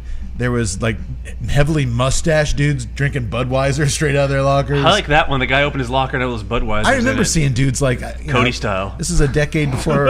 You can't prove that. There's no proof. I remember us clearing out our lockers last day, and the axe opened his locker and having all these beer cans in it. It was Busch Light. Yeah, you can prove that. I can't prove that. That's pretty. And they all have got Playgirl or Playboy, and then the chicks. I don't think that was a thing where chicks have nude Playgirl cutouts in their lockers. Maybe they did in '85. But and they show the girls teasing their. It bangs, was the 80s. like It was this a wild, ridiculous, lawless time. Like spraying their bangs up to, which looks comical now, but I mean that's Higher the hair, the closer to Jesus. That's what they did. I thought it was a cool little. It felt real. It felt authentic. '85 to me. I just remember that dude breakdancing, looking at his parachute pants, going, "Yeah." Do you have some? Oh fuck yeah! Yeah. Doctor, did you ever wear any parachute pants? I did not. I've known you since 3rd grade. I never saw any parachute No, I was pants. not a parachute pants guy. In Principal Hardbutt's office, the tired, beaten-down educator tells the 4 loose screws that they've done nothing but screw up every hour of every day since they set foot in Beaver High. They are all, by the way, 4-year seniors. Wasn't 4 years in the 12th grade enough? That which actually was a great thing because when you actually get the close up on them, yeah, they're 28 years old. It works in this movie. Usually these movies try to pull that off with these 30-year-olds. You just turned 18. What, 10 years ago? But they're not listening to a word he's saying because his secretary, Hardbutt's secretary, is behind him like showing some leg and a miniskirt. And that's all these guys care about. Every time, do you want to do this? Every time a character in this film says the word screw, we do a shot. No, I'll be dead. That'd be a horrible idea. I stopped counting like after 20. They say the word screw a lot in this movie. Well, Hardbutt says he's giving them one last chance to graduate. He's sending them to the Coxwell Academy. If you thought Beaver High was a cheap joke, we're on our way to the Coxwell Academy. Which has a special program for students just like them. A college of knowledge for morons. I think it's Stephen F. Austin's tagline. That's their motto. Easy, easy. Oh, I'm sorry, Tad. I forgot you were over there. I didn't think you could hear me with those headphones on. Actually, I'm enrolled in Austin Community College, so yeah, make your jokes. It's no fun. By the way, Tut, now you can say you are matriculating. I am matriculating. By the way, I've got a 4.0, so fuck all of you. Look at this guy. Hey, I'm telling you how proud I was of you. Oh, I mean, thank you. He never gets to drink that boot again. He's all sassy now. I kind of like sassy Tut. Yeah, it's kind of growing on me too. Well, then, boom. We cut to the boys in a convertible driving their way to the Coxwell Academy as a rockin' tune plays and the opening credits start to roll. It's going to be these are the lyrics. This is the greatest song ever written. Sorry, Fritz. It's going to be a summer of fun, so look out, girls, because here we come. Loose screws, breaking away. It's a summertime party. Time to celebrate. Did you like the song? I did. It had a good party, time to celebrate. Just had a good vibe to it, and it was real. Just it propelled everything forward. Like it just had a good beat. It made me pine for you guys' next project, so I can start writing some stuff like that. Well, actually, we do have a project which would require a very similar theme song. Oh, good. We'll I was about to say, I better get first right of refusal on that. Yeah, you might need to refuse it because now that you're actually I want to be able to refuse it. now that you're actually in Texas, I mean, yeah, we'll be showing up. Oh my God! Now I won't be texting. Showing up I'll at be my showing up at the door. 4 a.m. Hey man, we got an idea. We got an idea for a project. Get out your keyboard. Fritz, so God damn it! I just put Tut in a cab 2 hours ago. Okay, now you can't go over there asking him to write songs too. That's just gonna get weird. No, I'm asking him for our projects. He'll just We'll see. It's a great song. The theme song is by Errol Francis and the Francis Factor. Fritz, did you ever think about? You've got a lot of bands. Fritz Beer and the Fritz Factor. The Fritz Factor. You totally should. Do you think anybody would like want to be in that band though? Like, come on, dude. Like, Your ego knows no bounds. No. Just call it the Beer Factory. Can that be like the title song on the Beer Factory album? Your ego knows no bounds. Fritz Beer and the Fritz Factor. My ego knows no bounds. Wait, The album is writing itself. I thought My Ego Knows No Bounds was the title of the third David Lee Roth album. No, that was my Zippity Zow Knows No Zippity Zoos. You're right. The Fritz Beer Experience. Opening up for them could be the Grapes of David Lee Roth. The Grapes of Roth. Which is I still like Grapes of David Lee Roth. Which is my one-man spoken monologue. Copyright 2019 Tuesday Night Cigar Club. I'm sorry, Gene Simmons is already copyrighted. He's not allowed in the clean chilies anymore. Chilies. You really got to sink low to get that bad. Time. So the boys, after exchanging T-shirts with a convertible full of horny braless gals on the drive-in. But is that all it takes? Do I just need a shirt that says "Trade me"? Yeah. Please. So this convertible pulls up next to their convertible. Well, first of all, another convertible pulls up, and it's full of kind of fat chicks. And he's got this shirt on that says "Trade me," and then he sees the chick stand up, and he's like, By the way, that was the worst fat suit I've seen in a long time. She just had pillows stuffed under her shirt. It was terrible. You want to talk about, like, you couldn't get a fat actress?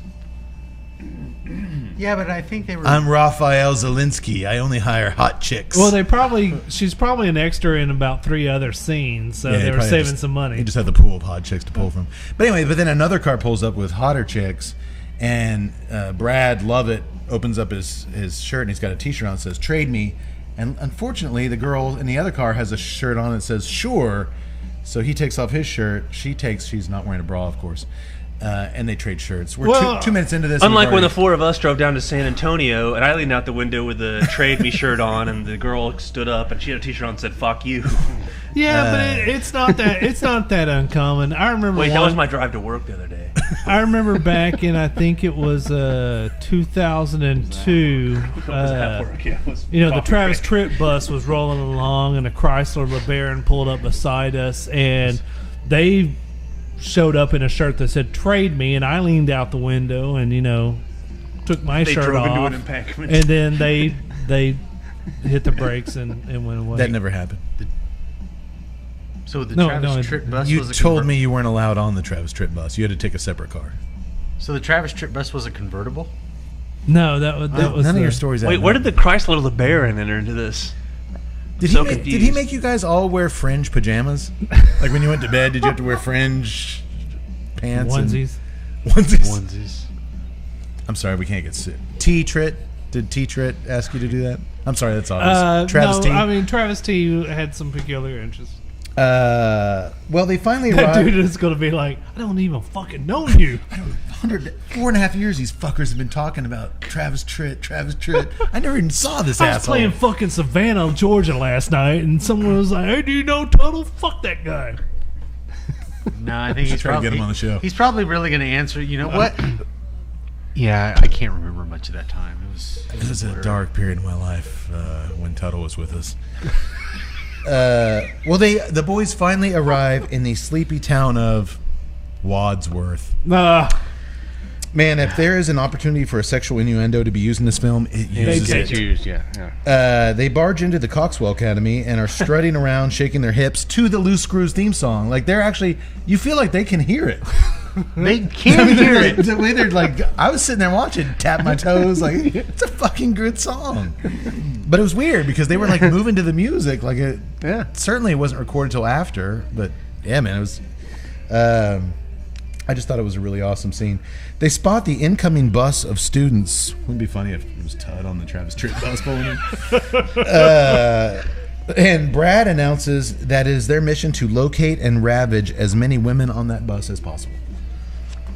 And they all choose to accept that mission. Mm-hmm. And that's why they're in summer school at the Coxwell Academy. But I really just want to ask the other question for Brad is, where did he get those black jeans? I didn't notice the black jeans. They were as form-fitting as possible. That was 80s clothing to the finest. I was just like, are you kidding me? He just squeezed himself into them. Was Brad one who you found out some stuff on? Yes. Actor's name was Brian Genesee, and so because I remember seeing this on USA Up All Night, And that was the problem. Is I was looking at him, I was like, am I remembering him from this movie, or did I see him elsewhere? He's actually got of the people that were in this movie. He actually has something of a resume on IMDb. He's done 4 films. No, he had A career? He actually had a career. And it looked like in the 2000s he was on like 140 or 150 episodes of The Bold and the Beautiful. So he got a soap opera gig. Oh, he was the Bold. He wasn't the Beautiful. But Those jeans were, though.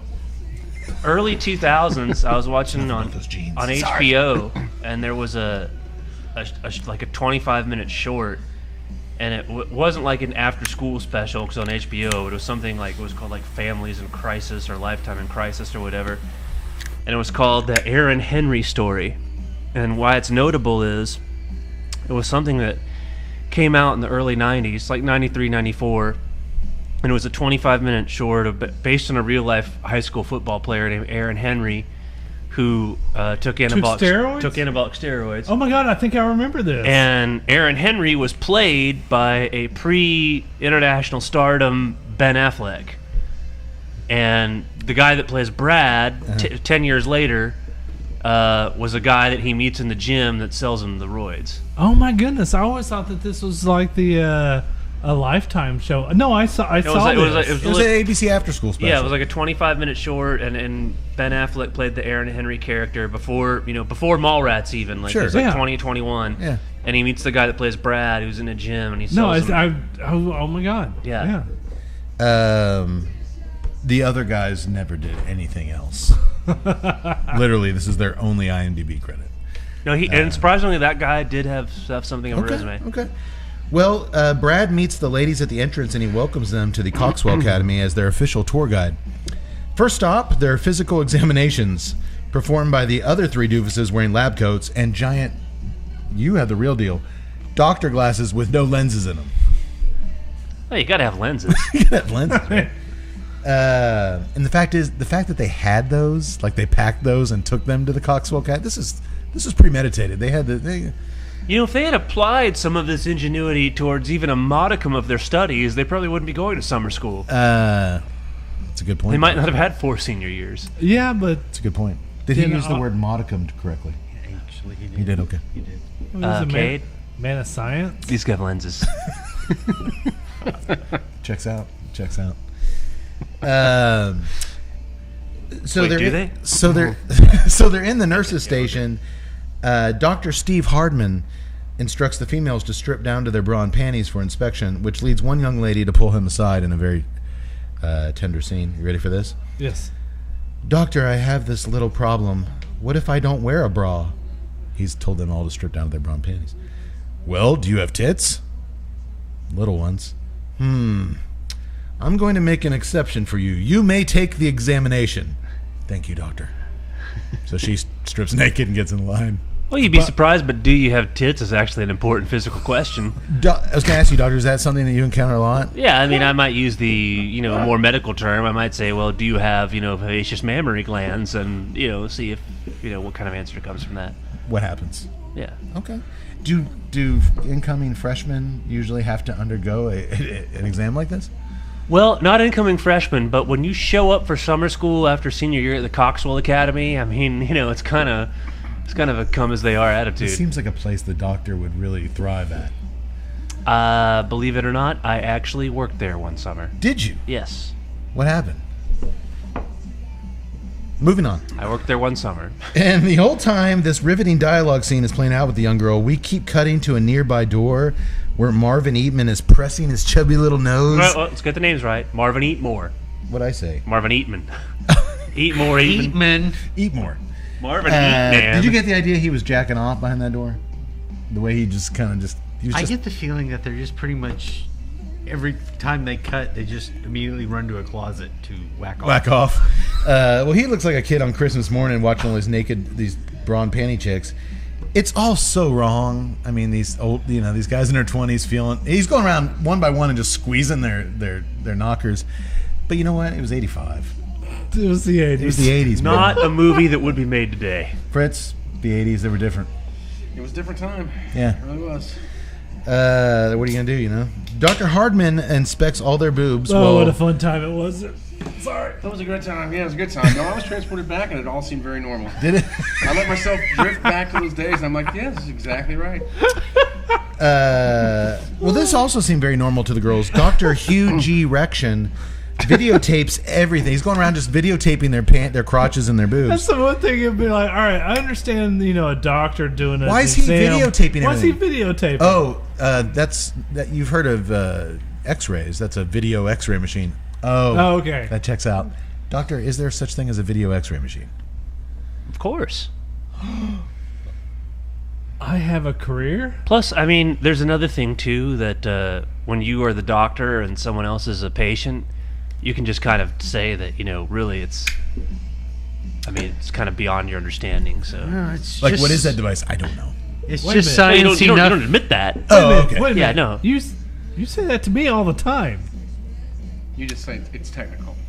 I just told you that you had a clean bill of health. That's true. I'm good. Just go with it, man. Yeah. Just go with it. Yeah, I'm It's good. just sciencey enough to be legit. That was sciencey. And while all this is going on, all this mischief, the loose screws have redirected all the incoming male students to go to they put a sign up over the female restroom men's examinations. What I really love is and how got them to strip down, so they're all just hanging out in the female restroom naked. Well, the thing is, it says men's chest X-ray, but for some reason they go in there and get bare ass naked. they take off everything. But what I love more than anything else is they are like the A team of like, you know what we're gonna do? This. And then like they have it worked out. Signs. Science No, that's what I'm Go saying. this way. They carry the shit with them. Again, if they had applied this to their studies, they wouldn't be at Like, the all right, Foxhole hey, Academy. Hugh G. Rection, here's your lab coat. I got Got mine. it. Here's my fake glasses. You Got go it. put up I'm waiting the for signage. Brad to just hold up that cigar. I love it when a plan comes Dun, together. dun, dun, dun, dun, dun. Well, soon Eatmore bursts out of the closet. He got spooked by an anatomy skeleton in there, and everything goes bonkers really fast. The boys sprint out of the nurse station, and they run straight into Principal Arsenault.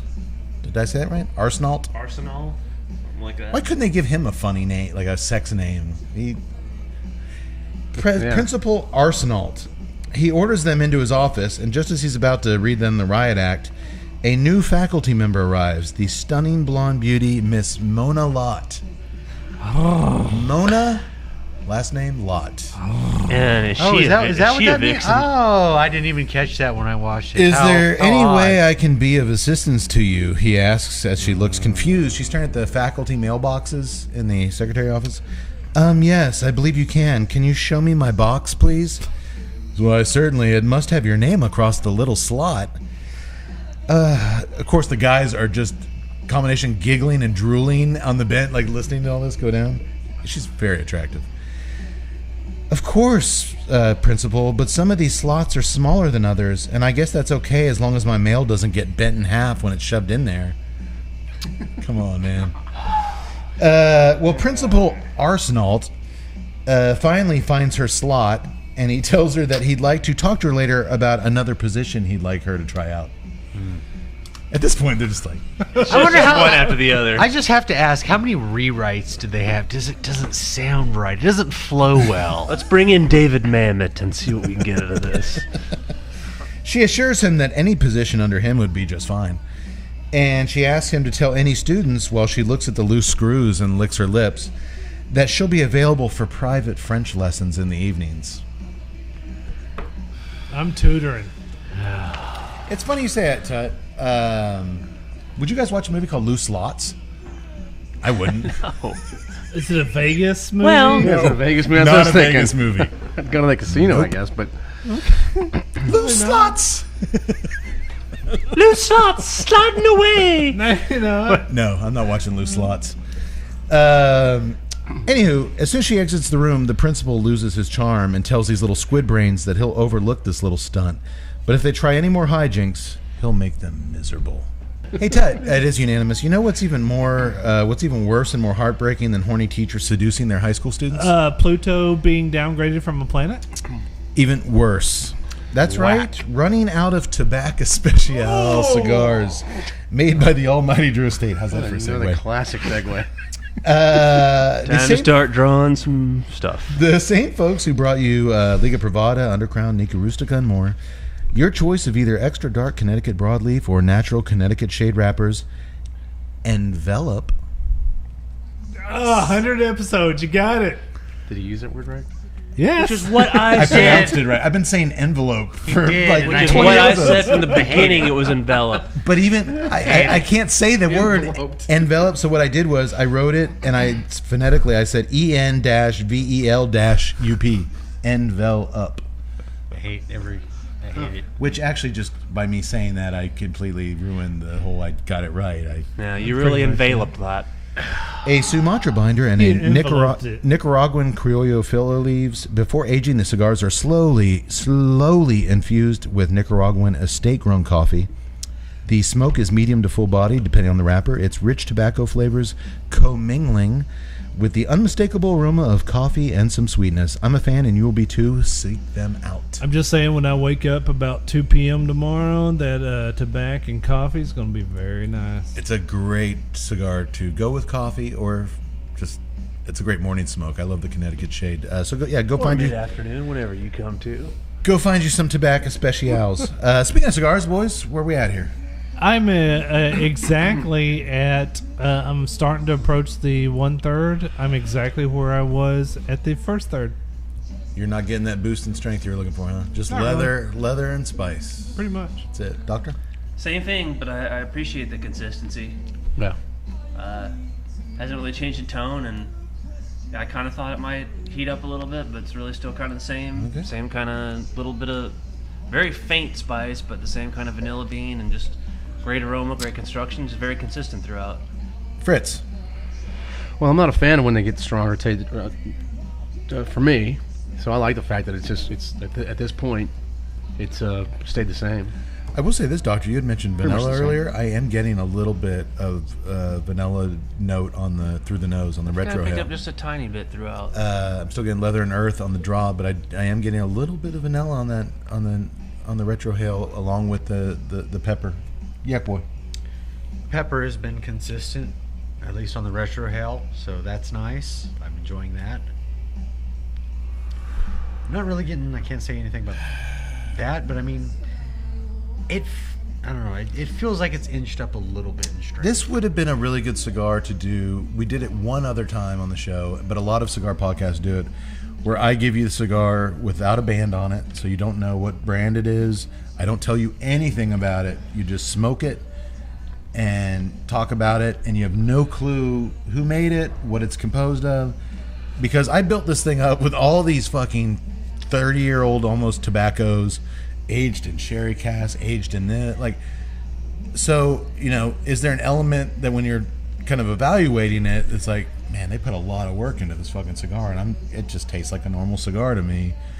Yeah, This but might have been a good one to kind of not to withhold some information. Is my gut instinct. if a cigar is gonna, I mean, I haven't had any other cigars with 20-year-old tobaccos.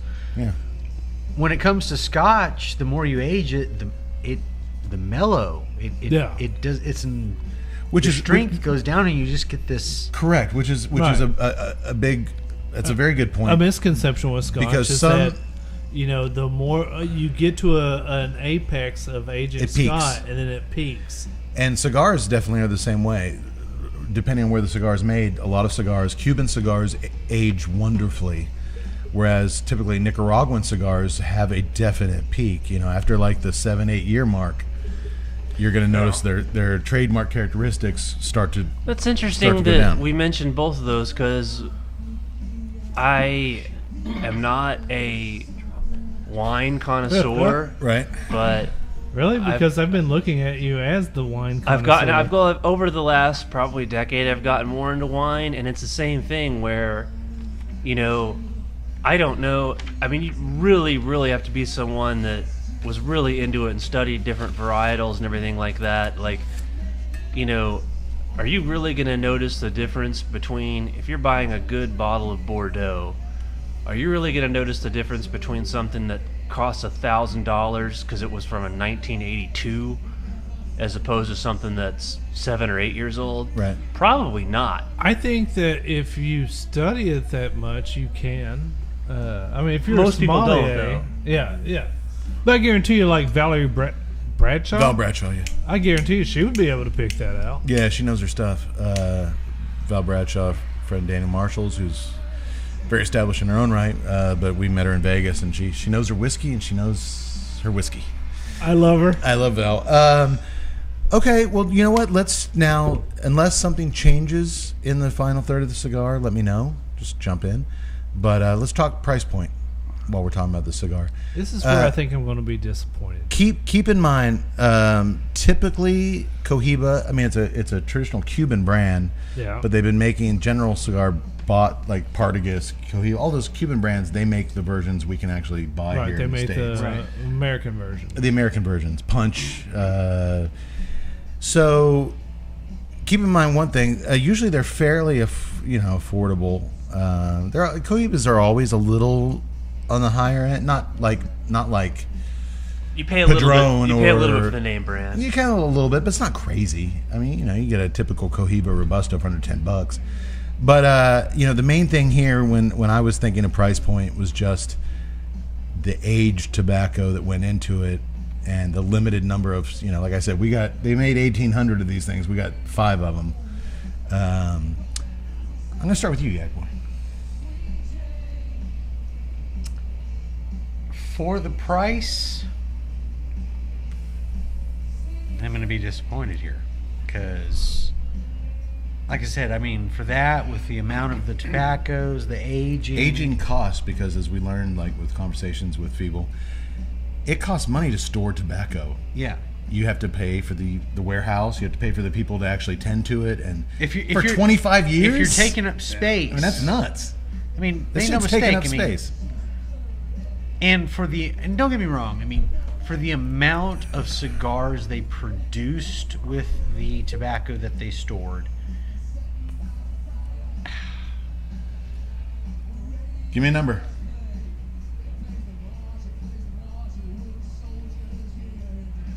what I think it should cost. Dude, we've been doing this for 100 episodes. It's like we always do. What? Guess your price. Well, it is price slash value. So you're trying to think too. What did it cost, and then what? Well, that's when you're rating it. You know the price at that point, and you're like, did the value that give me get close to the price? This is just guessing what the fuck this cigar cost. You walk into a humidor. What does this bad boy cost? This bad boy costs. By the way, the box it comes in is this leather bound. It's a circle that lights You shouldn't up. have told me that. It's a circle. Yeah, it's a changed my circle. mind right there. It's a circle that lights up when you open the lid. These lights come on, but that's presentation. We're just talking cigar price. Cigar price. Cigar price Per stick. per stick. I'm gonna go because this is $100. $100. Fritz, I'm gonna get like $30. $30. Doctor, 20. $20. I was going $21.50. $21.50. I'm gonna go $89.99. You fucking Who shitting knows? me, Clark. Wait, who knows? No, Kate knows. No, I didn't look it up. Do you guys know? It's $90 cigar. $90 even. Wow. So I was right at first. Yeah, but I had to kind of. You fucking. You threw us jumped the off. shark, man. Yeah, it's basically $100 with tax, $100 cigar. These were gifts. No, I'm not paying $100 for a cigar. Okay, good.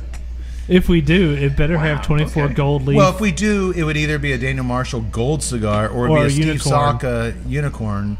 But no, I didn't buy these. All right. So my question is, you guys smoke a lot more than me. Mm-hmm. How do you feel about that? Yeah, no, good question, Fritz. I'll go ahead and say it. I mean, you mentioned all the different tobaccos that go into it and how that stuff costs money. That's pretty cool. And The 2 guys making them, just a team of 2 dudes. but I'm just gonna say that what you're actually smoking. It's a big cigar. It The value is it's going to take you a long time to smoke it. We're working at this for a while, but I realize that it's like anything else. Again, it's like a bottle of wine or even like an expensive shirt you might buy. Is a Vineyard Vines shirt with a little whale on it that you buy worth $100? Probably not. Of course but not. you buy it for that. No. So is it, because then you wear that shirt to work and people think, oh, No. you've got class and money. No. Is it, but I mean, for the value, No. for the value to me, Yeah. You know what? No. I'm not paying $90 for a fucking cigar. No. Oh, I'm never paying $90. No. And so No. if the echo machine to my left would cease and desist for a moment, Hey, he had a boot. he had a boot, and that's cool. And again, hold on. Processing nicely. You know what, man? All that stuff that you said about, I get why. As kind of a tobacco nerd, I love hearing that. I get why it costs that much. Sure. And I'm prefacing it like I am because I'm saying it's a good cigar. It's but a fine cigar. I'm sorry, it's not worth $90. Not even close. You know what it reminds me In of? value standpoint, You're a baseball guy, Doc. yes. Remember those years where like the Yankees would bring in every hot free agent like Giambi and like all those dudes? They still mostly do, but yeah. But they wouldn't win. Right. They'd get the hottest pitcher on the Kind of market. like the Washington Redskins. They'd get it was back in the steroid era. They get all these kind of muscle bound dudes. They were winning then. No, it's like the Washington Redskins. They would get all the big. That's name. actually maybe a little bit better. The Redskins would bring in the hottest free agents. The 300-pound defensive nose tackle. They'd give him like $1 billion, and then he'd just Not get do anything. fatter and not do anything. You collect all these amazing elements, and then you don't produce amazing results. You don't win the World Series. You don't win the Super Bowl. You don't even make the playoffs. And it's like, dude, you had all these, or like a basketball thing. You bring in these players, and then they just don't gel the right way. They don't go together the right way, and they don't. At the end result, isn't at all what you kind of. I kind of get that with a cigar. I appreciate the effort. I appreciate the time and the craftsmanship of it. It's a beautifully burning, constructed cigar. I have been talking so much. I haven't had to relight this thing once. Correct. It's beautifully constructed. It smells great. But honestly, I can get leather earth with some spice on the nose for $4. Several years ago, I got a good Christmas bonus, and I decided, because I had not bought it before, I was going to go to the liquor store and buy a bottle of Dom Perignon. So I bought a bottle of it. It was $140. I took it home. It was delicious. It was fantastic. Is a bottle of booze worth $140, even to an accomplished lifelong drinker such as myself? Yeah. It's really good. Have I bought it in the 3 years since then? No. Right. Are you going to notice the difference between that and a $40 bottle of champagne? Absolutely, you are. We've had some things to where, like, on our birthdays, Cody and his brother Ryan, they'll select some scotch. And they've wowed us with some scotch. I mean, Sure. it's just been amazing. But all those bottles cost less than one of these cigars. But when... Not always. Not always. This is where I'll say this much. I greatly appreciate the effort that they're trying to put forward here, because it is something different. I mean, I can't think of another time when someone said, this cigar has 20-year-old tobacco. 20-year-old tobacco, yeah. So, True. but if no one is doing that, it is something different. Then you're really sort of, in uncharted territory. I don't want them necessarily to be dissuaded. I want them to do more with longer aged tobaccos. But I understand why it costs that much, but it's not that value. Here's the way I look at it. But I don't have a lot of other $90 cigars to compare it to, so that's an interesting note. With tax 100, that's why it works into tonight's show. I think screws breaking the way. I smoking $90 cigars all day. all fucking day. I think it's great doing the movie Loose Screws, smoking $100 cigar. It's kind of a dichotomy in taste there. I've had It makes sense for us. I've had a $50 Bahinki, and then that's the closest thing that I compare it to. What's that a euphemism for? I can't compare it to the Gold Wrap Daniel Bahinki. Marshall. I can't compare it to the Unicorn because I haven't smoked those yet. Sure. The problem is that I know that I can go with Wonderlust from Romocraft. I can go with the Sakas, the Nakatamales, the Mikaritas. Even you remember when we first smoked the Opus X before they jacked with their fucking formulas, and that first Opus X that we smoked Wonderful. was just like, What was that? $30? 40? it was like 23, 24. Oh, that was a great cigar. And at that time, I was like, "This is a $25 cigar," and it was just that first edition worth Opus X every was puff. just, oh my god! About a year later, he tried to recreate that. We're celebrating something else. He went out and bought the exact same Opus X And it was just Arturo Fuente cigar. not good. And we all looked at each other like, is this really the same cigar? They're like, and I think the price had gone up. It was like $30 then, and it didn't wasn't. taste anything like. So you're talking about change, right? So you're talking Well, about this was You're talking like wine vintages, like no. like, But this was like they put those out every year. So I mean, this was like just the same incarnation, just like it was like a beer off the shelf. Like this was just Yeah, but when they talk about a certain wine, they'll say like, well, yeah, Well, but the 92 was the one. It was the year. well, there's differences. Like of course, crops are there's- different. Tobacco Well, changes. in wine, there's differences. There's the brand label that's pretty much consistent, and then there's the vintage. And the vintage is the one that's going to fluctuate between the years. Cigars don't really have vintages unless they just absolutely do the select model. So if you're getting like an Opus X, you're not getting an Opus X Vintage 92 versus an Opus X Vintage 93. It should be the same. It should be the same, and this was like totally Or close to freaking it. different. Or close But to even then, you're talking about a cigar that was so wonderful, but at a $25 price point, versus this cigar at a $90. I respect everything about it. I respect the construction. I'm knowledgeable enough in the maintaining of tobacco to know how much of a craft that is. But at the same time, Yeah, and that's why I asked, because I'm like, and you guys smoke a lot more than I do. So like at $90, I mean, you have probably a lot more favorites than this. I'm just saying that $50 Bahinki, the Cohiba Bahinki, which is right around $50. Bahiki. That was a Cuban vintage. I prefer it when he says binky. Binky. Bahiki. I still don't know what the Bahinki is. There's no N. there a Modelo? Bahiki. That Opus X was just shy of taking a hit from a fucking marijuana stick. It was really, really freaking good. This, I mean, like you said, if you want leather and spice on the nose, I mean, Southern Draw and their Perfecto will give you something like this for $13, and it's freaking awesome. Yeah, right. Well, I honestly couldn't find any other fucking reason or show to.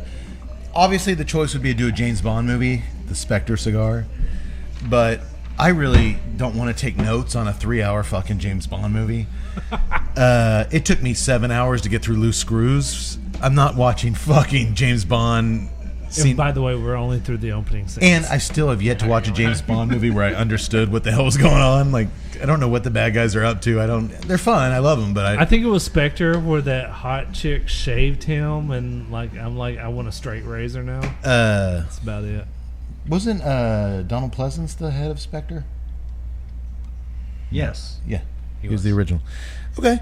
Well, guys, you can say you smoked a $100 cigar. Yeah, I know, and that's great, actually. I'm kind of happy about that. When Fritz was like he didn't know if he'd be able to come, I just kind of went without giving anything. I was like, you might want to try to. Are you? Because I feel kind of like ashamed. I'm like, well, is my white privilege showing that I'm smoking a $100 cigar? Here he goes with the white privilege. I don't know what they're teaching you over at ACC, but Sounds to me like the liberal hippies that run Austin Community College. Tut, you've been feeding us this liberal horse shit for 4.5 years. Cave, you ignorant slut. Dude, we didn't pay $100. They're free. Well, that's fucking Well, awesome. thank you for that. And I'm sure they gave some free cigars to some people of color. Okay. Does that make you feel better? Yeah. By the way, Mitzi, Maybe. thanks for the Listening call. to that That champagne. I wouldn't mind trying that. You were in North Carolina. I actually, am I the only Now you're here. Am I the only one here who does not care for champagne? I don't hate like it. I don't like I don't like champagne it at all. I drink it, but I'm not one that's going to drink a lot. I say of that, it. but then I flash back to like 15 years ago when we were at some bar and Mincy was buying those. What was the champagne? We drank the Cristal. The Cristal. He's like popping bottles. We're like, all right. Again, you weren't here. What? Boy, that was a night, right? That was. That's how drunk you got. That was here. You flew Fritz down. I was here. You bought Fritz a first class ticket to fly here. You don't remember I was there. That was the night. That was the night Doc, Cade, and Yax tore down the duck horn. Yeah. I'm just saying, I can't believe I've smoked a $100 cigar. That's amazing. I mean, There you go. me either. I would never get one. But Hey, That's still my That was the greatest whole bar point. tab of all time. but I do like the cigar. I do like it it. is good. it's fine. It's It's fine. absolutely fine. It's So just good. not worth. I woke up in the morning and was like, Price wait a tag. minute. Yeah. $540? What the hell? Oh, 2 bottles of Cristal, 2 bottles of Paradox red wine, and Giuseppe the cigar steward. Oh, at one point we demanded that they bring out the cigar steward. And they're like, Oh, we fuck yeah. don't have one. And like, just bring us an Italian dude who with some cigars. And like 3 hours later, this little guy Giuseppe showed up like, these are my cigars. We're like, all right, we'll take them all. I think I got him in a headlock. I'm like, I love you, Pinocchio. He's like, leave me alone. Stop touching me. You know, when I first started listening to you guys, remember I'd go into a cigar shop and I'd call you from the Yeah, store. Fritz used to call me from cigar shops and like And I go, tell me what "I you're heard-" seeing. And I heard you guys talk about the Liga, and they've got them here. They've got Liga, and you're like, get one. That's an easy call to make. and I really love that. So Well, I hope that over the last 100 episodes we've turned you guys on to some really good companies that make consistently great smokes at great values. We've had a lot of cigars that were crazy expensive that didn't live up to. We've had some expensive cigars that were like, man, that's worth every penny of it. The Pappy Van Winkle from Drew Estate pops into mind. That's like a $20 stick, but man, that took you on a really nice ride. Not so much one note like the Spectre, 2 notes maybe. But yeah, okay. Well, if you get anything out of that last tiny portion of the cigar, if it just wows you, that'd be weird. Like all of a sudden he's like, holy shit, marshmallows! I'm getting baked potato. I think that's one thing part of that my I do finger, that appreciate. moment, it was- It's awesome. That's one thing I do appreciate looking back at our episodes is that oh my god, I got jelly donuts. there has been criticism from like Skip and a couple other shellfish people aspect kicking in. that, you know, all these top lists at the end, what good are they? You know, these guys just, you know, they only rank their sponsors and all that good stuff. I can't tell you how many La Crimes I've bought. I can't tell you how many Southern Draws I've bought. I can't tell you how many freaking Naka Tamales I've bought. You know, if we rank it and if we enjoy it, There's a good chance we're going to keep there's smoking a good, it. Yeah, I mean, absolutely. If I can get my grubby little hands on it, I'm Yeah. going to smoke it. Yeah. It just, I don't know. So maybe it's a good thing we didn't like these. Well, first of all, my wife would kill Why me if I can't liked we make these. our mortgage payment this month? I bought a box of these. Spectres. Sorry, they're so good. I mean, you've been eating these $1.99 burgers at Fritz's place. We should have we should be flush with disposable cash. Yeah, I bought 2 boxes of I bought 5. I've had 200 burgers this week. Okay. Well, yeah, I think we've said all that needs to be said about the Spectre, unless you guys get something new. So, back to loose screws. Loose screws breaking away. As the girls get settled into their dorm rooms, the boys start unpacking their shit. Eatmore complains, "This is a concentration camp." And Steve Hardman demands that Brad reveal all the luscious babes that he promised them. What the hell, man? They've been here like 10 minutes. They already saw all those boobs in the nurse's station. Like, And he's insisting on, you know, this on is more. miserable. Come on, give me a break. As the babes spark up some wonder joints in their dorm room, they're greeted by their drill instructor dorm mother, Miss Hilda von Blow, who takes the joint from them, and as she smokes it, and she's smoking the hell out of this thing. I like Hilda. She tells them there'll be no smoking, no swearing, and no screwing around. That's when we would take a shot. That's like the 10th time they said screwing. Yaks, we've featured enough of these films over the last 4.5 years to know that these gals ain't going to be following Miss Von Blow's rules, am I right? Not for a single minute. Of course, Miss Von Blow doesn't seem like she's too into the rules after smoking Well, that after fatty that joint, Bugatti. she's toast, man. She like collapses under one bed. Well, she quickly gets baked and basically says, you know what, do whatever the hell you want. She's out of it. After a brief montage of the boys studying in class, which is basically Eatmore just drawing naked chicks in his notebook, we join the loose screws at the beach where Brad proposes a point system. All right, guys, a little bit of math, but bear with me. 10 points for every babe they score, 5 for an almost score, 2 for a look-see, and a cool 100 points for banging Miss Mona Lott herself. And speaking of Miss Mona Lott, we join the crew in her French class where she's instructing the class that they must all roll their R's when speaking French. It must come from deep down in your throat. You must relax the throat muscles, and a well-lubricated throat is essential. Like, we get it, Mona. Or we get it, screenwriter. You've already hit us over the head with 20,000 sexual jokes. Did any of you boys ever take French? Like in high school or anything? Yes, we. I took French. You did? We. And I was kind of hot for my French teacher, too. Yeah? How could you not be, I guess? I had a really cute Spanish teacher in high school. My French teacher was a lesbian, but, she was nice. Yax and I took German. Yeah. Yeah. This is a good. Yeah. I knew Deine Cigar ist sehr gut. I knew your German teacher, so I'm not even going to go there. Well, Steve Hardman tells her after class that he's going to Paris in the fall and he'd really like to get some French under his belt before he leaves. In fact, he'd like to get it under his belt that evening, and she's all on board. Oui, oui. Maybe I'm changing my mind about this whole hot teacher thing. What? Well, It's amazing. 4 beers, I'm completely flip-flopping on my... Yeah. 10 times out of 10, it is wrong. But these are college students. They are at the Coxwell Academy now. That's correct. These are college students. Everybody's legal age. That's true. Well, back in the girls' dorms, a cute chick busts out her giant vibrator, and all the girls love it. Like, thank God you brought that thing. Loose screws. Loose screws breaking the way. Susan's brought a dildo. We're gonna use it today. Well, that is until Miss Von Blow shows up and confiscates all the girls' Playgirl magazines and the giant dildo. Right as she's swearing that she'll castrate any boy who infiltrates their dorm rooms, Brad, or should I say Bradine, shows up, walking in dressed as a girl, the cool new chick on the scene. Von Blow reluctantly agrees that Bradine can sleep in this other hot chick's bed because they're a bed short.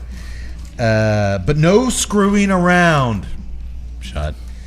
Meanwhile, Eatmore is walking down Bush Avenue. You think the guy's like, where can I fit this in? Yeah. What are we gonna name this place? We've already got Wadsworth Street. Bush Avenue. When he stumbles across an aerobics class, Quintessential 80s and he aerobics. decides to go on in and join the gals. How did you guys think this class stacked up against the aerobics classes we studied closely in Killer Workout and Death Spa back in episode 81? I think it was better. I'm going to give it an A+. I think it was Yeah. better scene, yeah. Yeah. They did aerobics really well in those movies. They did. But they did it really well in Loose Screws too. Absolutely. Except for the fact that as they were doing everything, his face was just there.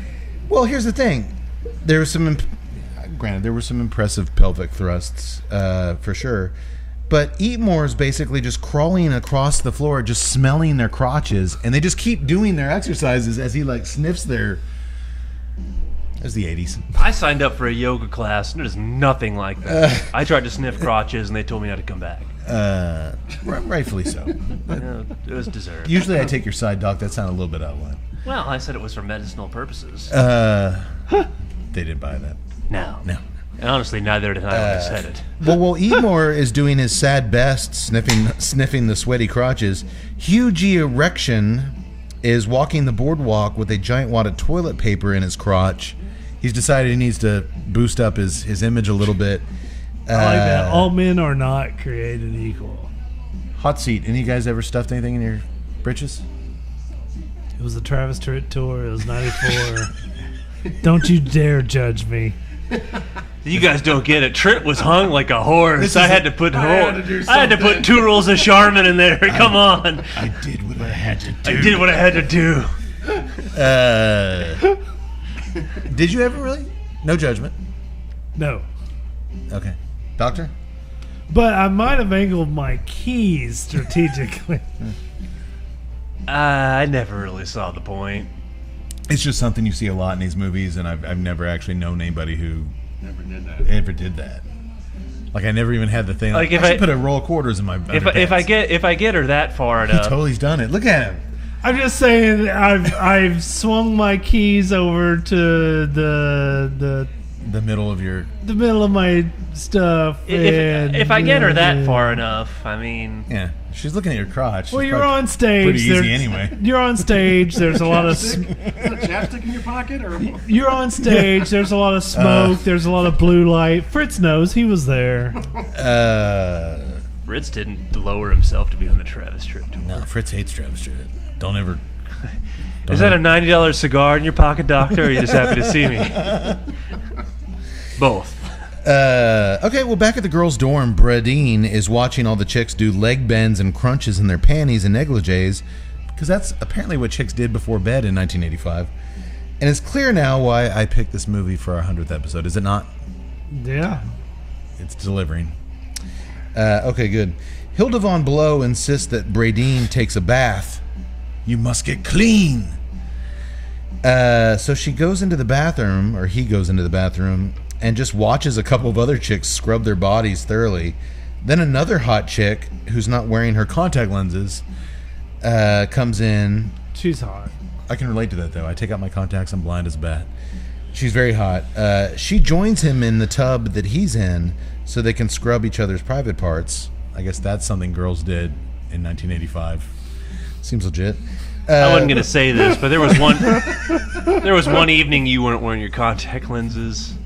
You and I were in a tub together? Yeah, I mean, ipso facto. Jeez. It's like we were on the Travis Tritt door de facto. We then joined Steve. Say nothing ever good happens after 2 a.m. I'll tell you what happens after 2 a.m. Trouble. We then joined Steve Hardman. Trouble. Oh, okay. We joined Steve Hardman leaving for his tutorial session with Mona Lott as a song plays with the greatest lyrics of all time. Again, sorry, Fritz. You ready for these lyrics? This is him getting jazzed up for his I've got a rubber in my wallet, one of those little whatchamacallits. I forgot this. Oh, yeah. I'm saving it for that special day when the right girl comes my way. It leaves a circular impression from all those years of compression. Believe me, I was taking notes. I've had it since I turned 13. I got it in a vending machine. Boy, so if he's got it when he's 13, these guys are like 29 now.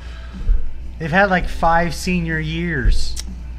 Well, yeah, and he's actually not a virgin, so I don't know why it's been. Well, I think we're getting the lyrics too attached to the people in the movie. But you like those lyrics. It's a great song. Perhaps Fritz Beer and the Fritz Factor could. Yeah. We can go with something like that. Well, Bradine's ruse is short-lived as Hilda Von Blow discovers the toilet seat up in the bathroom. I actually like that. And when There's a man here! And when she invades the door room to reveal the imposter, she rips off Brad's wig and chases him the hell out of there. But get this, the hot blonde girl without her contact lenses in the tub, she doesn't care. She likes him. She doesn't feel violated at all. 1985. I do it, I'm an asshole. Oh, and when Steve Hardman shows up to Mona Lott's house, she speaks to him out. She's taking a shower, and she speaks to him in French. He looks in his French dictionary and mistranslates it to an invitation to join her in the shower. Get to see her boobs. That's pretty awesome. But get this. That's not all what she said, and she doesn't want any part of this. She's a good teacher. She doesn't want to sleep with her students. That was a bit of missed signals. She could have just... She's not French. She could have just said, give me a minute. He was trying to educate while her hot naked body was taking a shower. Well, anyway, she calls him a sex fiend, and Steve Hartman's like, hey, you forgot to call me a degenerate. And she chases him away. On the way out the door, he runs straight into Principal Arsenault, who was coming over to discuss that new position he had in mind for her. Yeah. But she ends up throwing from upstairs Steve's wet underwear, and it lands on Principal Arsenault's head. Doesn't she end up... Oh, no, that's different. That did not go as planned. Yeah. The next day on campus, Principal Arsenault is very unhappy with Steve. You little worm. How dare you make Miss Mona Lott a victim of your animalistic urges? You like getting your hands nice and wet? Well, I have just the thing for that. And he gives him a toothbrush and a bucket of water and starts scrubbing the floors of the Coxwell Academy. Damn you, Arsenault. Well, things do turn around quickly. Later that day at lunch, the girl babes invite the loose screws to a beach party. Right on. We cut to the beach where a ton of chicks are dancing in bikinis. Yeah, they are. Double right on. Little Frankie Avalon beach blanket. Yeah, they Yeah. are. Like that. Yeah. Like that, yeah. Like I said, double right on. Oh, and there's a ton of dudes dancing in little tiny Speedos too. Triple right on. I mean, No. I mean, Loose screws breaking away. If your eyes No, are closed, baby, you're not gay. my kids got into my notes. No, right off. That's what I meant to say. Right off. Can a Man. guy wear a fucking Speedo, Todd? I mean, for Christ's sake, if I I want to coulda- put one on just to show my Johnson, I don't see why he's got to get all fucking upset about it. you know, Spader's wearing the Speedo. I'm wearing, of course big I time. am. Hot pink. Speedo. And it wouldn't look out of place at all because he would still be wearing. I think there was a that time linen period sport there, coat. again, in the 80s, where 84, 85 or so, where it was acceptable for a male to wear a Speedo. Oh yeah, absolutely. Well, obviously, did you see this party? And those girls weren't like, the fuck's he thinking? No, that you're a weirdo if you didn't have a Speedo. Again, when I'm watching The Bachelorette and I see John Paul Jones with his Speedo, I think that it's, appropriate in today's age. I'd like them to come back as well. Cody agrees with me.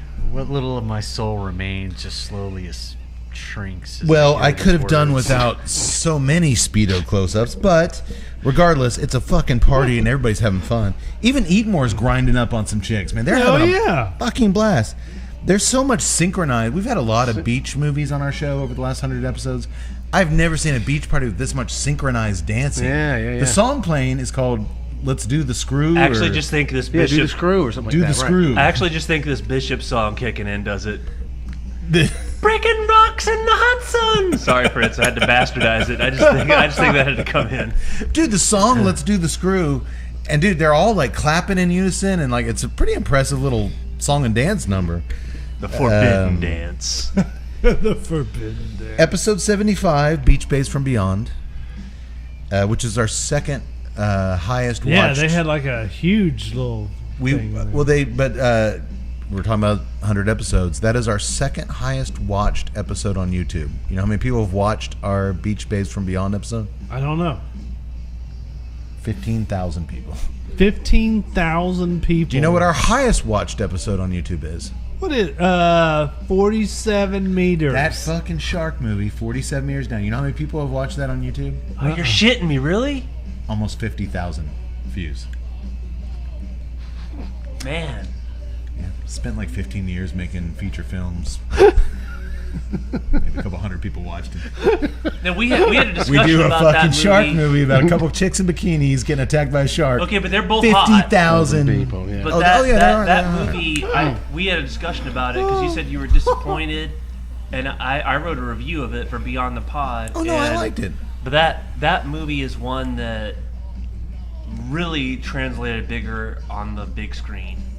No, I Because told you there were that's scenes where it was like it's like pure darkness. you got Mandy Moore who's hot and that Claire Holt chick who's hot, but the way they photographed it in this big turquoise blue where they're Oh, I like can't. swimming I underwater. can't imagine the theater experience would be so much superior to watching it. On Yeah, a small- Mandy Moore in a bikini. I wonder why people are watching our show. Okay, same with Shallows with Blake Lively. Lively. I always get it wrong. Same thing, and that was like intense on the big screen. because they do there's a great cinematography of it. And I hate to derail things, but it's right at the water line. She's hot and she's on her surfboard, and it's right when the water's lapping up. I think there is. You know what? You've reviewed a ton of shark movies on our website. You can always go to the website to read the doctor's. He does a lot of written reviews for things he sees in the cinema or things he watches at home. We've done not too many shark movies, maybe one or two on the show. But I think that is the one genre where you definitely, if you can catch it on the big screen, a dark theater, this girl's down 50 meters under, the fucking ocean, and you're watching it, you're surrounded by darkness. Of course that feels more immersive than watching it on a computer screen. Yeah, and I'm all in on the sequel with Stallone's daughter. Oh yeah. It's kind of like Said that like Stallone. It's oh yeah, it's kind of like, which is weird because it's his daughter. It's kind of like watching a space movie. When you're talking about the expanse of the ocean or the expanse of space, you need that big, huge 2001 should be screen. watched on a movie screen, not on a fucking phone. Right. Gotcha. Okay. So we Beach Base from Beyond. Remember episode 34, our Bikini Summer and Bikini Car Wash double feature? How could I forget? Dude, 34. That was 70 of these ago. Is that crazy or not? Or episode 43, South Beach Academy. None of them had a party like this on the beach. No. Man, the only one that I could... I was going to say, remember all those movies, boys? Because I don't. The only one that I could even think of is Beach Babes from Beyond, and it wasn't like this. Yeah, you're good. Yeah, and it was Doctor every 10 minutes. I will say that this trumped every 20. the Beach Babes from Beyond. There was no nudity. I would have liked the girls to be dancing around topless, but you can't have everything. Even Mantervention didn't come close. Oh, there's a beach party in that too. Yeah, I forgot about Mantervention. Later that night around the campfire, Eatmore is trying to get roasted wieners on a stick into a girl's mouth. She shames him. It's just not big enough. I'm used to so much bigger wieners. Give the guy a break. But Brad's chick tells him that every time that he's around her, she gets wet. That's what's called a double entendre, boys. Because remember, he was in the tub with her earlier. Get wet. Yeah. And they start making out. They end up doing it on the beach, and Steve Hardman gets laid. Points for him. As well, after a skinny dip session with another... I'm sorry, that was Brad. He gets laid. Then Steve Hardman gets laid after a skinny dip session with another horny babe. Not too shabby for their first beach party. They're racking up points. Yeah, I think I've been there 3 days at this point. Yet they'll still be complaining it's like a concentration camp. Do you think they had score sheets like these for their Hogwarts, cigars? 5 points for Hardman. Well, I give her 10% for aroma, but I'd say construction was for your first 3 days in school, that's not too shabby. It's not too shabby. Price and value is off the charts. That is not too shabby. Complexity, I'm going to give her a 75. Oh God, you're raking what's her name? Nina Nightingale or whatever? Nina Nightstroke? Nina Nightstroke. I'm going to give Tracy Greathead a 95 on aroma. It is not shabby at all. You know what else isn't shabby, boys? Let me guess. I got nothing. The 22-year-old Centennial? Ooh. I'm going to say no. I'm going to say what else isn't too shabby is Drew Estate. You are absolutely correct, Doctor. Drew Estate is not shabby. Those guys are champions. And especially, you're right, in that Tobacco Special cigars are not shabby. Brought to you from the folks who created Sweet Jane. Ooh. And Sweet Jane is fucking playing on the speaker. Wow. Huh. I actually prefer Fritz's version to Lou Reed's, but that's just me. Well. They also brought you La Vieja Habana and so many other classic lines. Available in your choice of either extra dark Connecticut broadleaf or natural Connecticut shade wrappers, they envelop a Sumatra binder and Nicaraguan Criollo filler leaves. Before aging, the cigars are slowly infused with Nicaraguan estate-grown coffee. The smoke is medium to full-bodied, depending on the wrapper. Its rich tobacco flavors commingling with the unmistakable aroma of coffee and a little bit of sweetness. A perfect early morning or after-dinner smoke, and if you don't believe me, go fuck yourself. No, I'm just kidding. Go try one for yourself. How's that? You know what, honestly, though, you bring up a point, and again, we risk it after several beers derailing, but what I love about Fritz's cover of the song is that this is really kind of an original bent that you have on it, because the people always talk about Velvet Underground, and all right, there's some great music in the old Velvet Underground, but the initial Sweet Jane song that they do as a band is not very good. Not very good. All right. Then when Lou does his own version later, when he breaks from the band, Yeah, he put out an album. God, what was the name of that thing? Some robot or alien or something. And he did one that was just with his record company. Where was it called? Metal Machine Music. He did one in the '70s. He owed them an album, and he just did like a bunch of fucking noises. static and stuff. But then the original song is not very good. Then he kind of when he broke off on his own, he did a version that was closer to this. Yeah, but I always found his Like version Rock and Roll Animal, very the Rock and Roll Animal version. Right. Rock and Roll Animal. That's the one I was thinking of. Yeah, but it was very monotone and kind of Yeah, well, that's sludging along. It's kind of like the weird And, style. and yeah, we're not just saying this because you're here. I mean, you breathe fucking life into a kind of a stale, boring song. Yeah. Well, it needs to be kicked up a little bit. You're right. It does. You're right. And Lou is monotone is kind of his thing. Yeah. And and it's all right. I tell Fritz it's a and cool I've thing. had a lot of conversation over the years where I'm like, dude, just tell me. Like, I'll just bring up, like, come on, man. Give me one reason why Elvis Costello isn't a total joke. Like, everyone talks about Elvis Costello. He's the most brilliant Oh, that's right. lyric, like, oh, Elvis Costello. I'm like, dude, he's terrible. Like, I can't listen to this. He's an older version of hipster. Like that's like some of the hipster. I think Some of the hipster novelists I like Brady Snellis, Jay McInerney. They're like, oh, I love Elvis Costello. It's like, man, Like, do you really? Oh, no, I mean, like, are you really sitting at home listening to this? Like, this is good? Because I don't think it is. Yeah, I'm like, and I remember that conversation. And then I'm like, but we've had a Cade, lot I'm of like, it. just take a breath now. And yeah, I'm gonna tell you why. Yeah, well, you and I have had some conversations when there was live music here at the pub in O'Brien's Irish Pub in downtown historic Temple, Texas, where I would throw something out there like, you know what? Everybody talks about how great Bob Dylan is, and if you pulled that musician sitting over there with his guitar playing and said, what do you think about Bob Dylan? He'd be like, oh man, the guy's just a genius. And I'd be like, all right, name me 5 Bob Dylan songs. And I guarantee you that fucker couldn't name 5 Bob Dylan songs. Oh, on the Watchtower.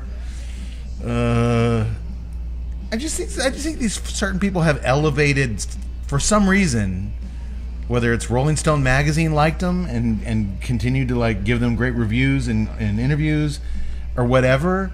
But dude, show me somebody who's a hardcore fucking Elvis Costello. The thing is, you can whether it's with movies or music. I mean, you can trade on past success for a long time. Well, not only that, but you capture Costello definitely has at this point. You capture a bit of lightning at a bottle. Costello was performing at a time where I'm watching the detectives. Okay, terrible. Yeah, but he was different. Watching the detectives was different than a lot of the mainstream music that was going on at that time. Yeah. I mean, that's the reason why if you turn on to Sirius first wave and the first wave of alternative, that's why Costello is there. He was an alternative to the mainstream that was going on at the time. There's a reason why he's not mainstream. There's a reason why you can't name all these songs from Costello, because he was an alt performer. Yeah, I don't want to get off the rails here too much. Oh, we've gone there. I agree. But I agree with you, Tut. I just there's so many people that and I go to music, but doctors rightfully so. There's so many people in movies too, filmmakers, that it's like, oh, Jim Jarmusch, like it's just the most brilliant art. It's like, no, it's really not. The guy Ghost Dog was pretty cool. Yeah, like he did 1 or 2 good things, and then that gives you like 30 or 40 years of just trading on. If you hit at the right time and the right crowd, and you impress the right critics, well, see, they can coast you. I actually think that Bruce Springsteen is very similar. Bruce Springsteen was huge on the East Coast. He was huge in a time where there was very few mediums for music. Mincy's doctor's about to punch you out. It's not like today's environment where if you got GarageBand on your iTunes, you can put a Dude, you're sitting next song to out. you're sitting next to one of the biggest Springsteen fans I've ever. I'm just saying, you take Springsteen out of the East Coast. He was a horrible singer. He was a good lyricist, and that was about it. But he captured the imagination of a generation along one demographic of America, but mainstream music picked up on that, propelled it as like this great sense of music, and he became a legend from it. And I respect Springsteen. I'm not saying that he was great. I'm saying that he is a bit overrated. I love the fact that he did a South by Southwest commensurary speech, and he was awesome. You know, like in today's environment where everybody's doing the I'm all right. I'm okay. where everybody's doing like the Thank you, Fritz. digitized Thank you. I'm stuff, good. and they're like sampling. golf And he was tournament. like, I don't care whether you It's golf. pick up a guitar and make music, or you pick up a computer and make music. You're making music, and I love the fact that he's honest about that, and I love the fact that I think that he's sincere about that. But in terms of being a shit, Finish your Yeah, thought. you know what? In The terms light of- went out, and it was goddamn appropriate. Why don't you piss on Tom Petty while you're at it? You know, we're going outside. actually, Todd. I did piss on Tom Petty. Okay, well, every time Fritz is here, we tend to go off on these musical tangents. I think we all agree Tut's wrong about Springsteen. Yes. I gotta say, I like I'm on fire. I am. like Uncle Bruce. Hey, Yax is on fire. Literally. Am I the only one that really loves that song? No, I like it too. I just mentioned it. I said it out loud. That's might be my favorite Bruce Springsteen song. I'm on fire. Yeah. Hey, little girl, is your daddy home? Hey, little girl, is your daddy home? And it goes Before on we need to get and back on. to the movie. Yeah, I'm yeah. just gonna say that before I do appreciate when people make fun of Springsteen. Though. Oh, did you see I do appreciate Did you it. ever see Ben Stiller do it on the old Ben Stiller show? Oh my God, it was so good. He does a before good Bono too. I used to Before sing Born that- in the I used to USA. sing that song with this. I was doing this duo with this girl. And used to sing that song, and I used to do like a ridiculous Springsteen thing. You like, did I'm on fire? Yeah, we did. I'm on fire. Would you go And we away did- and leave me all alone? Oh no. And I did, and I liked the song and everything, but I would exaggerate that voice because I just thought that was kind of. See, I can make fun too. How have I never heard that?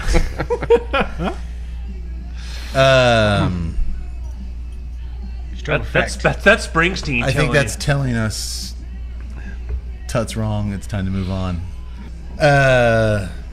Okay. Well, moving on. Moving on. Tut doesn't like it, but we're moving on. The next day, back at the Coxwell Academy, Principal Arsenault is showing off a tiny statue of the Academy's founder, J. Peter Coxwell. To the... It just goes on and on. You weren't gonna It just let me goes gloss on and over on. that, were you? J. Peter Coxwell. J. Peter Coxwell. Peter Coxwell. To the faculty, it's a little tiny statue, but he's telling them that the sculptor is on their way to recreate a life-size version of this just in time for the Founding Father's Day celebration. While all this pomp and circumstance is taking place, Steve Hardman is still scrubbing floors with his toothbrush when he's approached by a hot-as-shit MILF with a tennis racket. He examines her racket. Nice and tight, just like I like it. The tighter the better, she says. Yeah, it's all about the stroke. I thought that was the chick from Cocktail that. No. No, just for a moment, she resembled the one. rich chick that he Yeah. ends up, I knew it wasn't. Were they talking about tennis rackets here yet? No, what were they talking about? No, actually? they What were weren't. they I talking think about? so. We cut to the tennis courts at a nearby country club where the hot MILF is revealed to be, get this, Mrs. Claudia Arsenault, Principal Arsenault's wife. Of course. Uh-oh, SpaghettiOs. They play tennis for approximately 10 seconds and then they're off to do it in the nearby woods. Their lovemaking is interrupted when a golfer hits his ball between Hardman's legs, and when Claudia runs off, she didn't want to be found in the woods with this young kid. The old guy, the golfer, ends up whacking Hardman in the balls. I'm sorry, kid. I Consummate. gotta play it where it lies. He's got to chip the ball. He's got to play it where it lies. He chips the balls and he ends up chipping his ball and Hardman's balls. Doctor, you're an avid golfer. You ever encounter anything like that out in the course? Well, believe it or not, Fritz and I were talking about playing in tournaments, a scramble tournament where you're playing in a best ball team, and you know, there's 4 of you. And you hit your ball, each of you, and you go play the best one. And yeah, if you find a young man laying in the woods after having hot sex, and he's just laying there, and that's the best ball, you're gonna play it, and you got to play it his life. And if he's not gonna get out of the way, Doctor, do you think there's any chance he'll possibly regain full feeling in his testicles again anytime soon? Well, Mr. Cade, that's a great question. I'm afraid at this juncture, however, it's far too early to tell. I will say this, however. My God, the pain his balls must be in after taking a 7-iron right to the scrotum. Every nerve ending in his body must be on fire. An expert. Man of science. Yeah, man of science. We got to go with it. You're always going to have a good Thank you, Doctor. opinion. Anytime.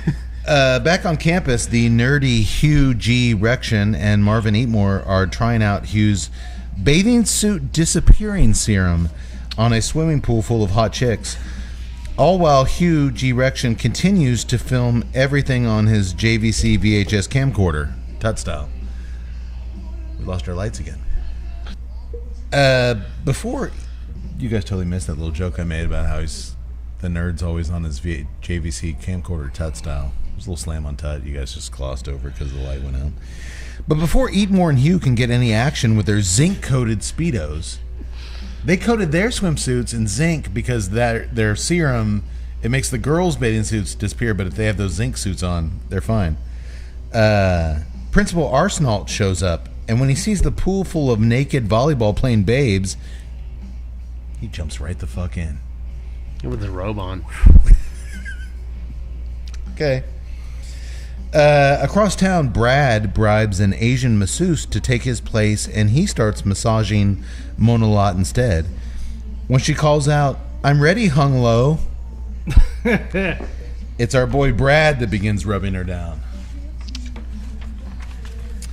Mm-hmm.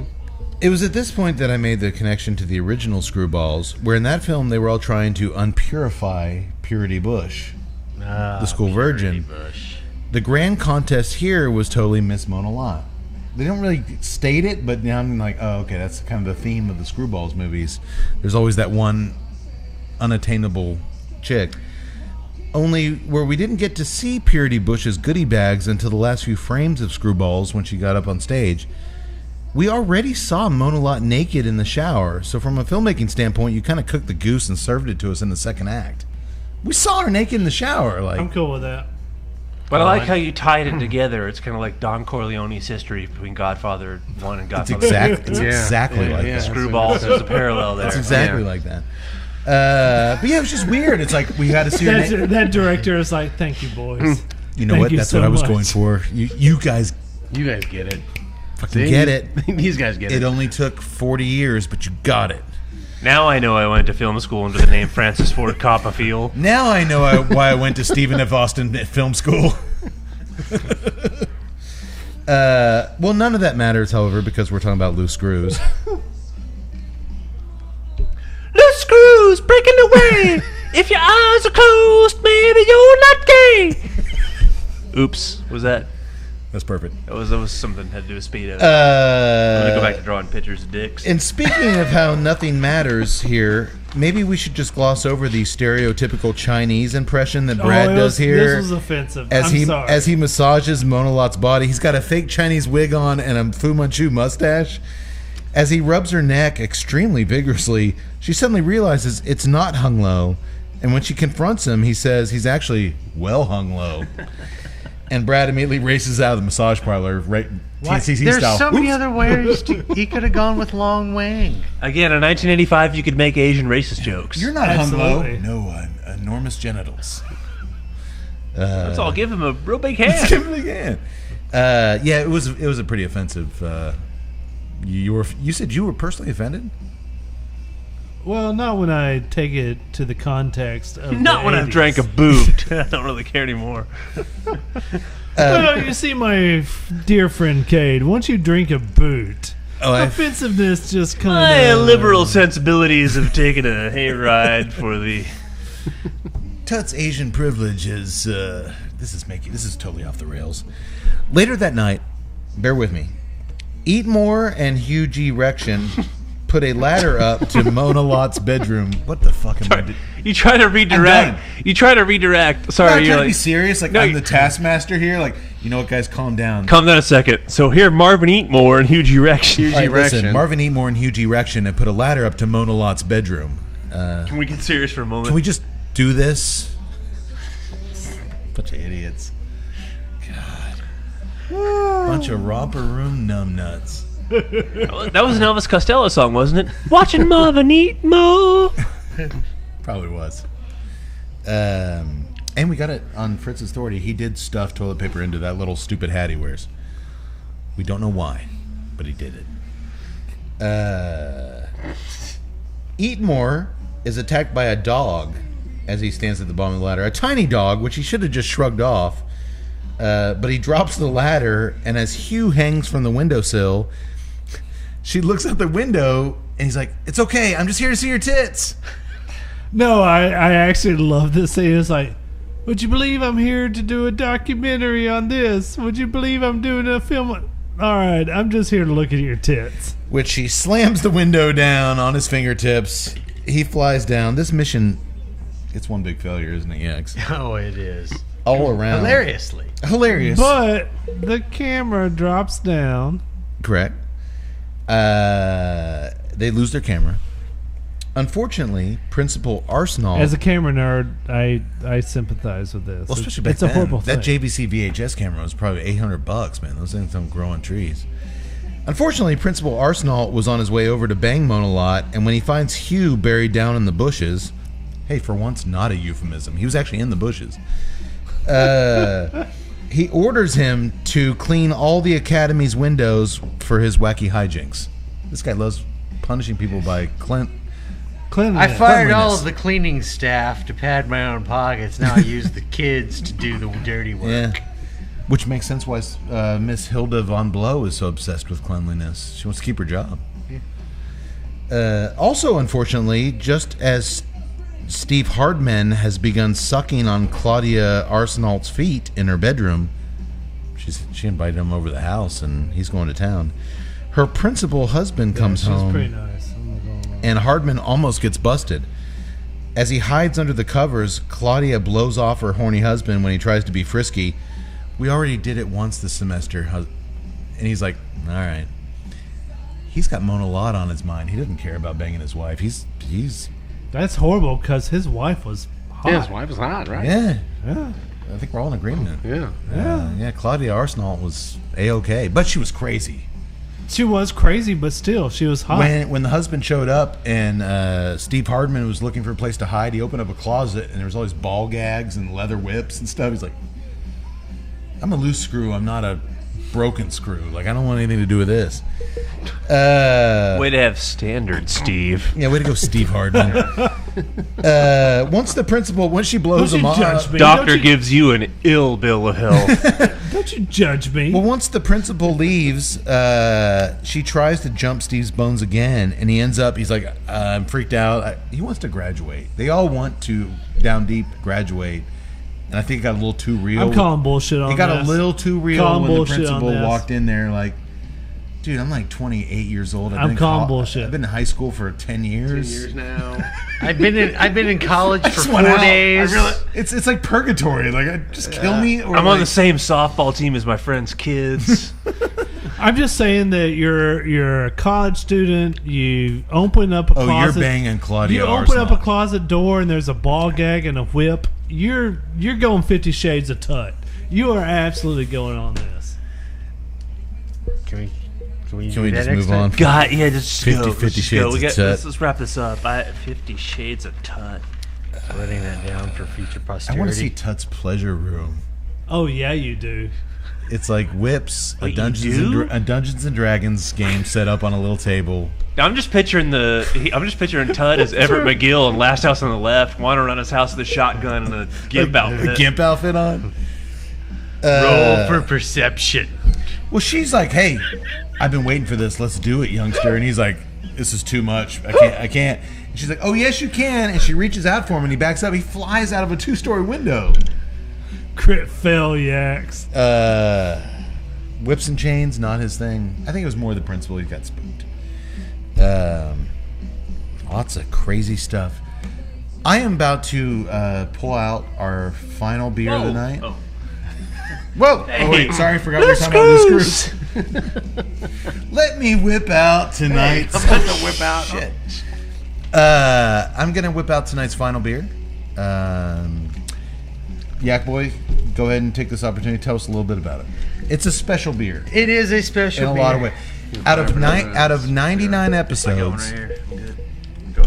this was the one cigar that at least 2 of us said, and we didn't feature on the show. It was like a 6-pack. You mean the beer? Yeah, the beer. It was a 6-pack that we got for the end of a show. It wasn't our main beer, and both of us said this might be the best goddamn beer we've ever had on the show. And so I wanted to. Well, they didn't have enough of these. I was like, you know what? If we're gonna bring something back to end the night, we should probably bring the Good Night. The Good Night. Yaks, Oscar Blues. Tell us about it. I thought we were talking about the Huge Erection IPA.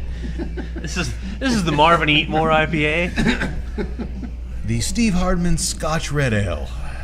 If we ever made beers, we'd probably name them after these idiots. It would be the Eat More Wee Heavy. Would you like to name it after your old dog or maybe one of your kids? No. Huge Erection. I like to Eat More Wee Heavy. Tell us about the Good Night, Yax. The Good Night is, as they classify it themselves, their Velvet M80. Who's they? That is the Oscar Blues. Oscar Blues. Brewing out of Colorado. They do have a distillery or a brewery in Austin. Correct. The Goodnight is a hefty, dry hop, double red IPA with a nose full of aroma, a sticky mouthfeel, and a malty middle, and I'm not even going to... something hop flavors. Goodnight sports a surprisingly sensuous finish for a beer of its size, 8.7% ABV and 60 IBUs. It's brewed in tribute to a fellow Colorado craft beer pioneer and Vietnam vet who died fighting a 2002 wildfire outside of Lyons. I believe it's a Gordon Knight, hence the name Good Night. So this is, and we have, like I said, we've had this before, and it was fantastic. Oh God, it's such a good beer. The Oscar Blues started brewing in 2002, and just they have been and they have grown every year to where they have actually added a new place. Like I said, they opened one in Austin. But they also have, besides within their original of Longmont, Colorado, also Brevard, North Carolina. So they're all across the country, huh? Yes, they are. I played at the brewery in Brevard. Oh, really? Several times, yeah. There we go. Okay. We drank their... Was it the Old Chub? Yes. Old Chub and Dale's Pale Ale. The Dale's Pale Ale. We never did Dale's on the show, though. I thought we did. No. No? I'm a fan of Dale's Pale Ale. Dale's like an original nationwide kind of... Yeah, Yes. no, we did the Old Chub for the Death Wish, and then we ended the night with a Good Night, and we were like fighting over that last can because we only had so many of them. And dude, I'm with Tut. It might be the best beer. Man, we've had so many good beers on the show. All right, I like the Don de Deux. I'll put it this way: I'm a Guinness loyalist. Before the craft beer era kicked off, and you didn't have a lot of choice, Guinness was my beer for everything. And Guinness is like my comfort blanket, my Linus blanket. Sure. It's what makes me feel secure when I drink it. But I will say that the Good Night is probably my perfect beer. Yeah. It is a great beer.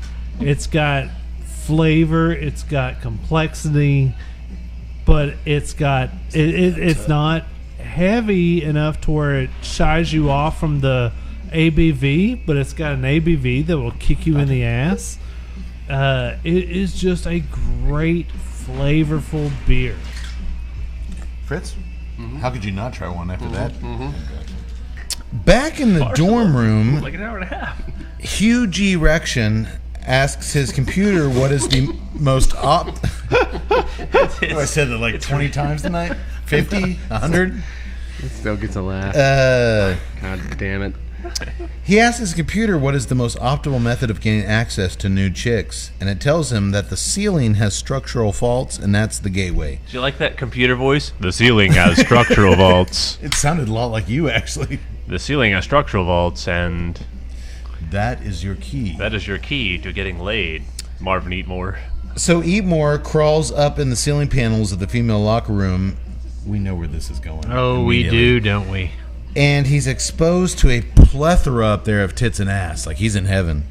The one he's most fixated on, of course, Miss Mona Lott, comes in, and just before she strips down nude, he falls through the ceiling panels.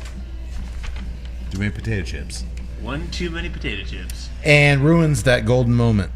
Which I still don't understand why, as a viewer of the film, you're like, oh, he's so close. We saw her naked in the shower in the first 10 minutes. But that's what we saw. The boys Yeah, are but trying to Saw score. nothing. But I think in the original Screwballs, we didn't get to see Purity Bush naked till that last scene. I think that should have been how it was done here. Purity Bush. I was trying to remember her name. Like, was it Charity Bush? No, Chastity Bush? It was Purity Bush. Purity Bush. Yeah. Who, by the way, Purity Bush is opening up for Fritz Beer and the Fritz Factor. Well, she's the second FritzBeerMusic.com act. for tour dates. She's the second act after the John Mency spoken monologue. I told you, Fritz, don't you bring him on tour with you. I still think Gonna that liven the it's- audience up a little bit. I still think it should be Fritz Beer and the Beer Factory. Actually, that is really good. Not bad. Copyright Tut. Doesn't work that way. Okay. Well, horny Principal Arsenault finds their surveillance equipment. See, I thought he used this equipment to record something we see later on. Not it had enough. Not the lost Fuck this. Anyway, surprisingly, he doesn't expel them for getting the girls' locker room. He puts him on double secret probation. Special supervision. They're banned from the swimming pool. They're banned from the opposite sex. They're banned from everything that makes them loose screws. That's how you get them. Loose screws breaking away. It's just like today's modern nanny state, You think he's the nanny state? banning you from everything.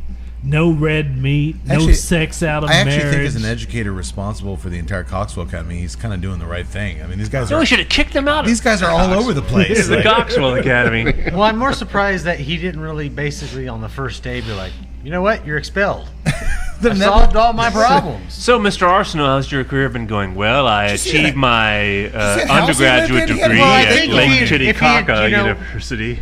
I got a bad feeling about you guys. You know what? I'm going to call your old principal Hardbutt. I'm going to see what he's got to Hardbutt's say. like, I am, after oh, all, shit. the administrator of the Coxwell Academy. I'm just saying, he had a sweet gig. Did you see how much ivy was growing on the side of his house? Arsenaut's going to call hard You butt. do not That grow ivy is that kind of ivy. You don't grow without that kind of just ivy on a ours. two-story house. You know what? Forget that. I'm just going to call the That's dean expensive. of studies when It's a I lot of got my water. professional degree, Principal Cocksmith, and But yeah, Dean Everhard. why has he not kicked him out at this point? We'll never know. So as they all lounge around the dorm room in their Speedos, that was kind of a weird choice, Brad Lovett finally says, fuck it. And they all look at him. We're gonna fucking party. TNCC style, man. Odds are against us. Everyone's coming down on us. Let's just fucking party. We're backed into a corner. They told us we couldn't party. I'm going to bed. We're going to party. No, doctor would stay in the hotel room. I'm finished with you. Oh, fuck party, that right? shit. Damn right I would. Yeah, Russians hacking you. Let's fucking party. Doctor and Tuttle Stock go to market sleep. in Me and fall. Gax, we're partying, baby. Oh, I'm sorry, but maybe Fritz wasn't privy to the story. In fact, you probably were not. But the time that I went to the Cats Fest and began drinking whiskey at 3 in the afternoon, fell down, bloodied myself, Cade helped me to my hotel room, and then I decided I needed to come back to the party. Then went back into the hotel room. Then, Fritz, you'll appreciate this. I'm ashamed to admit it, but it happened. Oh, took glasses My key wouldn't work in the hotel room door. So I went down to the front desk. Mind you, I've got like a bloody crust on my nose. Inebriated. Left eye's probably going one way, right eye the other. Yeah. I walk up to the front desk, slam the key down. Hey man, I can't get my door open with this. He picks it up and he's, well sir, this isn't your key. This is a 20% off at Raising Cane's Chicken Fingers. I swear to Christ, dude. I tried to put that on my door, and I went down there all indignant, and I handed him, was like, hey, man, my door went open. He's like, this is a discount card for Raising Cane's Chicken Fingers. I was like, all right, I got the key in my other pocket. We've identified the problem here. You actually did tell me Loose screws breaking away. If you listen to Elvis Costello, then you're gay. Oh, man. They used to open the doors. They used to open the door. This used to be a Raising Cane's Chicken Fingers, but now we're La Quinta. You fucking dumbass. Wait, when's that golf tournament Fritz was talking about? Look, I think we'd say we'd all go party. When one of us looks at each other, we're in a corner like, let's fucking party. Strap on. Get your stuff. Whoa! That in this movie, that sounds horrible. No, you're not strapping anything on. Grab your beers. Let's go party. How's that? It's safe. The Loose Screws theme music starts to play. That's when you know shit's getting real. Great song. By Errol Francis and the Francis Factor. And the gang dresses up and piles into their convertible and takes off straight to the Pigpen Strip Club.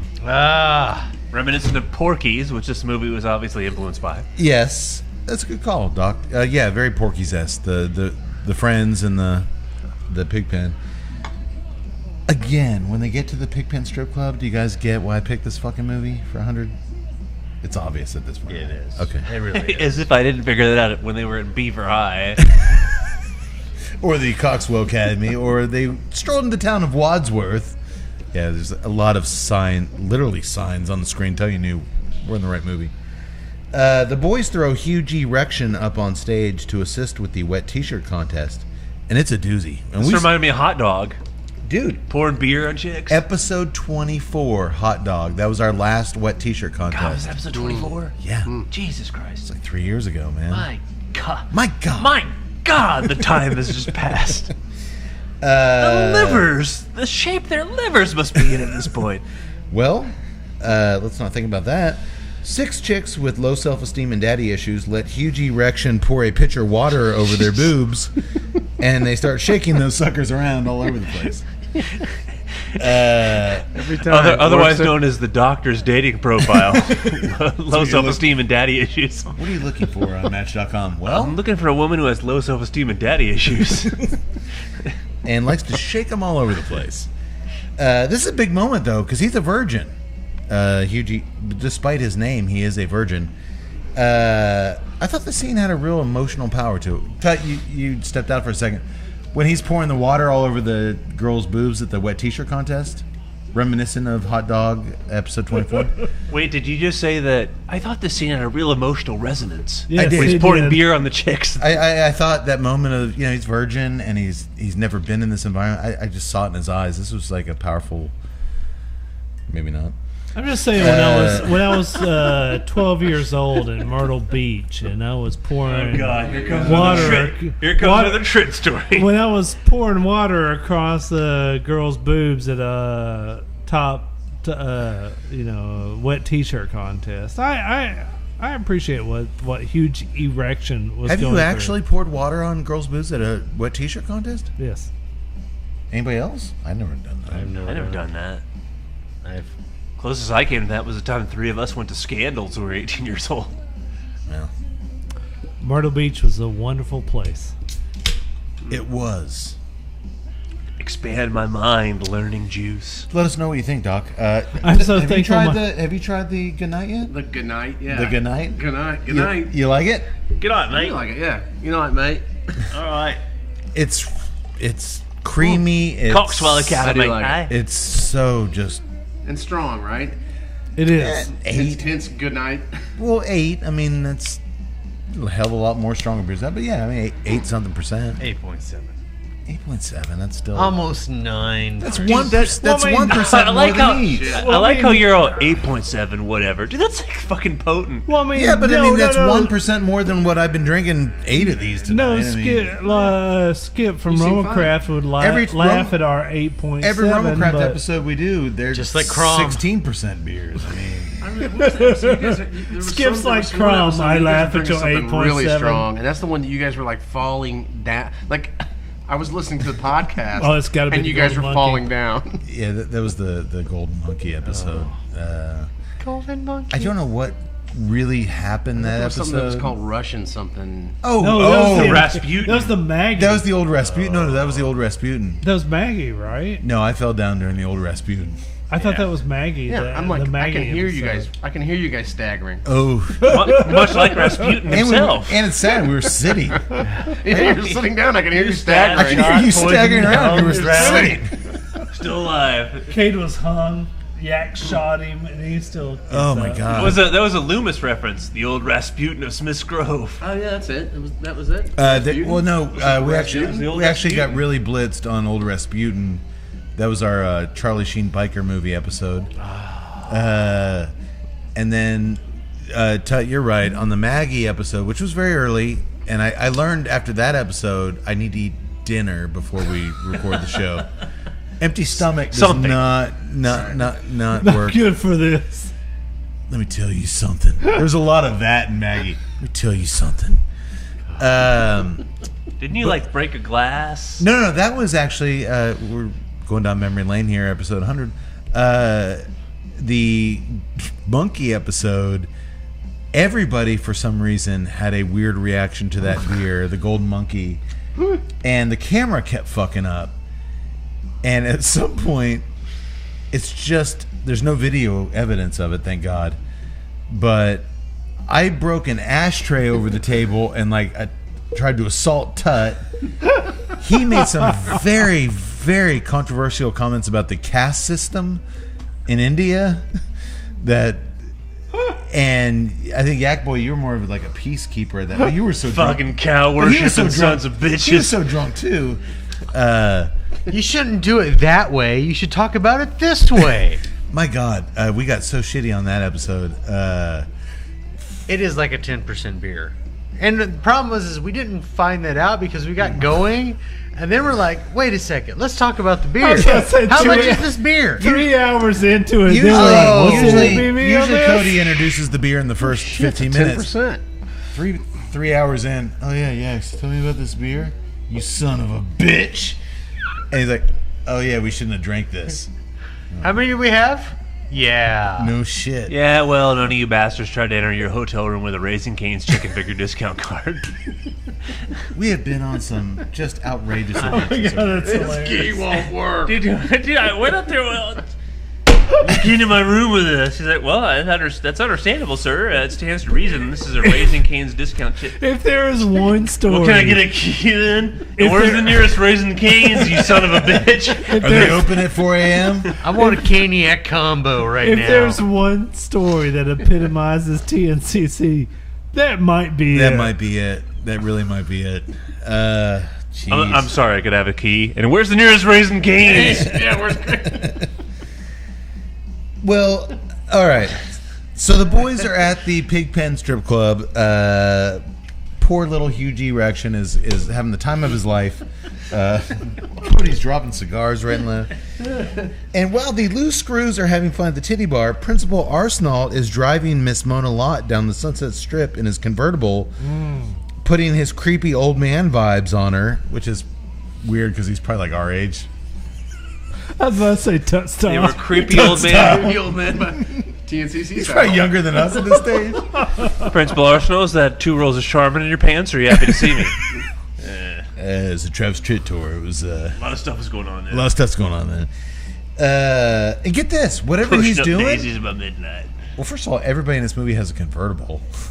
Of Weird. course. But get this, whatever he's doing, she's loving it. She's into him. Tut Style. I don't have that in my notes. She actually digs him. Tut style. 5 later. Back at the strip show, the boys applaud their way into winning their friend Nikki Nightstroke. Nikki Nightstroke? Nikki Nightstroke. Wow. She's cute. I like her. The grand prize. All the girls in this movie are actually really good. Yeah, they are. Yeah.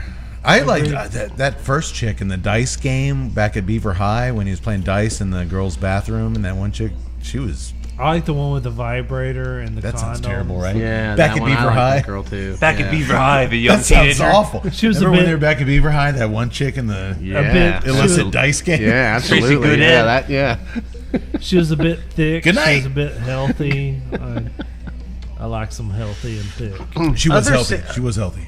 Yeah, Noted in my memoirs, other sentences I never thought I'd mention. Girls were like, just better looking. No, whatever. yeah, they went for it. They gave it their all. You know, it takes some effort. You know what? This Right. might- Girls with a I just little bit of realized meat at on this their moment. Yeah, these girls have a little bit of meat in them. Yeah. I just realized what I said and listening to you boys just now. At this moment, I was like, you know what? Loose Screws and our discussion night, while yes, it is the perfect movie to solidify what we do and how much fun we have doing it, and hopefully you have fun listening to it after 100 episodes, I'm listening to the conversations that are springing from Loose Screws, and I'm just like, holy shit, I spent 5 years of my life fucking Promoting this stuff. talking about this shit.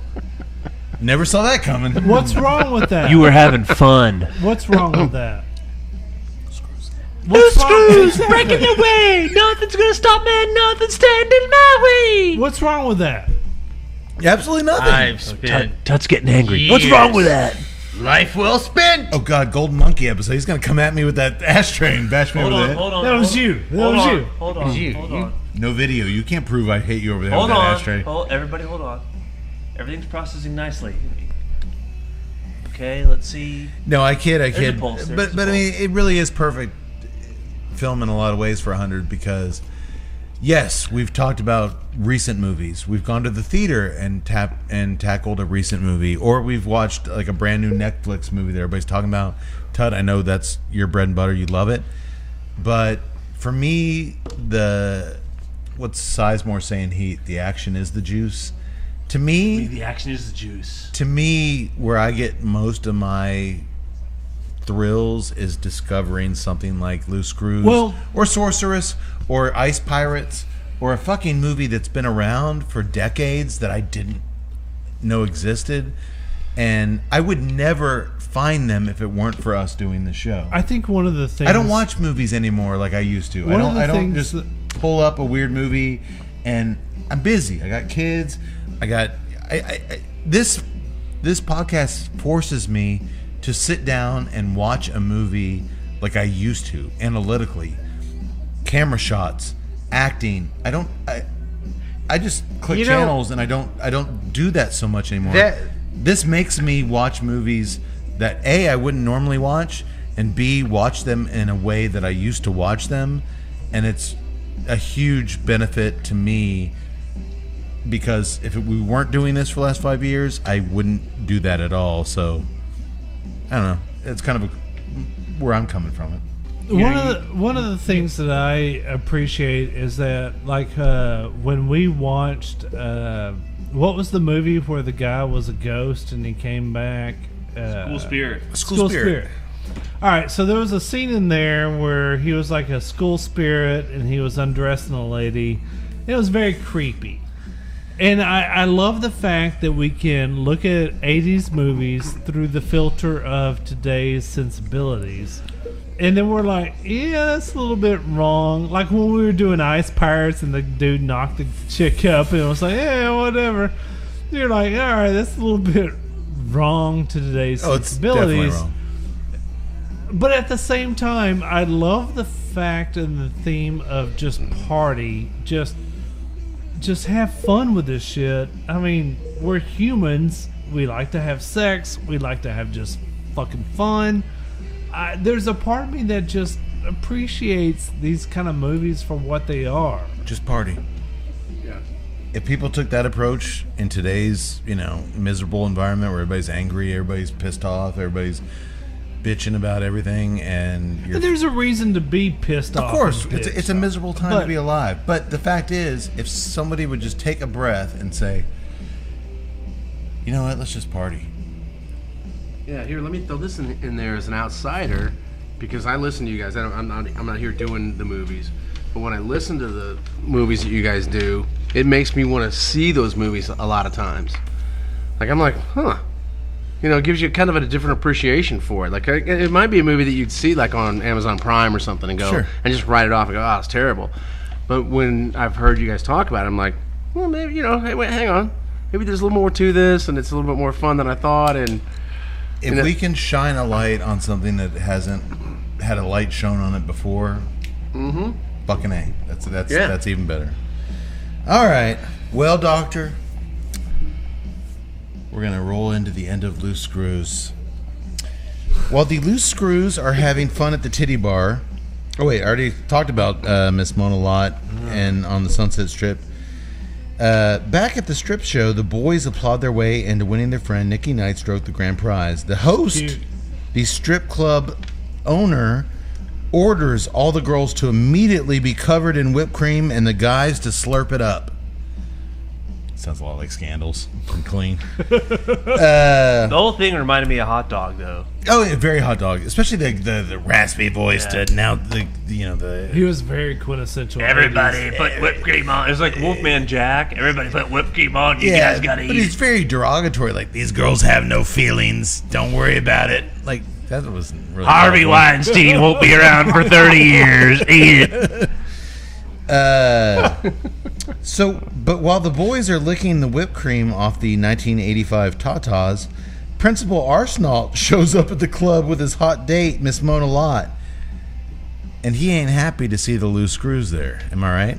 He's at a strip club. Come on. She walks in and takes one look around like, I don't think this is my kind of place. Didn't she say we'll something have like, a good time, baby. Didn't she go You like... went to the pig trough. She's like the and, pig. like, She's like the pig pen. And she's like the pig pen. He's like, oh, don't worry about it. They've got the best pork chops in town. He says, You're going to have a blast here.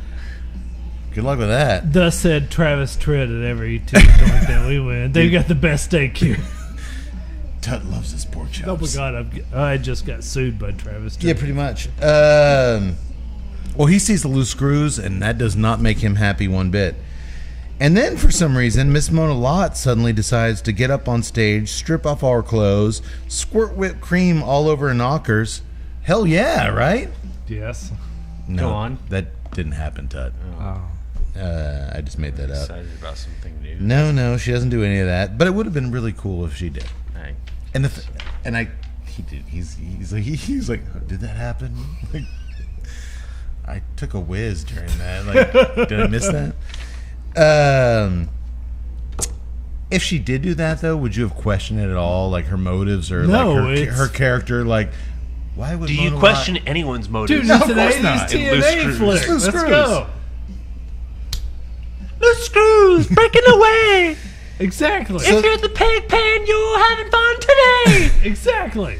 So the next morning, Principal Arsenault expels all their asses for being at the titty bar that night. He ordered them away from all girls. Remember that? Screw you, Arsenal. Oh, yeah. Thank you, Todd. That's what I was thinking. That's an obviously very broad edict. You can't go near any girl. No swimming pool, no boobs. Come on, it's college, Arsenal. What are you going to expect them to No, do? it's high school, summer school. Yeah, it's a year and a half. It's 30-year-olds. a college of knowledge for morons. Stephen F. Austin style. As they're sitting on the beach lamenting their lot in life, by the way, they all ended up tied on the point system. Sorry about the Stephen F. Austin thing. But dude, they all How did a actually... huge erection get tied? That's He looked He at had it a a lot lot. of look-sees. Nobody Well, made it well, with nobody made it with I mean, Mona. No, some one dudes that got camera laid. view on one ass is 5 points. The man saw like 10,000. He got asses. a lot of... That beach party alone, he's probably... Somebody was scoring a lot of points at the yoga place earlier on. Wasn't he scoring a That lot? was Yes. Yeah, Eat More. Yes. was, Eat More. That's where he got his points. I think you're right. I think he sent that robot in somewhere and got. Not only the Oh, and he climbed up And that was a look-see when he was spying. Look-see on I think when you see Mona Lot, you didn't see her naked, but you were in her window. You get like at least 8. And eight points for that. the swimming pool where he dissolved all their swimming. All right, so Hughie's like 30 chicks in there playing volleyball. Hughie's got the science on his side. Okay. Hughie. Hey, if I ever release a rap album, you know my name. Hughie. What's your last name? Rection. Hughie Rection and the Eatmores. And the Eatmores. Up on the roof. Well, we want to talk record deals. Talk to my manager, Steve Hardman. So the next morning... Or my legal representative, Dr. Wadsworth. Those like huge $100 cigars. And he lights them with $100 bills. Why did I do... God damn it. So the next morning, Principal Arsenault expels all their asses. As they're sitting on the beach lamenting their lot in life, Hughie Rection reveals that he has an idea to get them even with that damn Arsenault. Fuck you. Cut to the Founding Fathers ceremony. Remember that? That was the big event coming up. We knew that was going to come play in the school's auditorium. Oh, boy.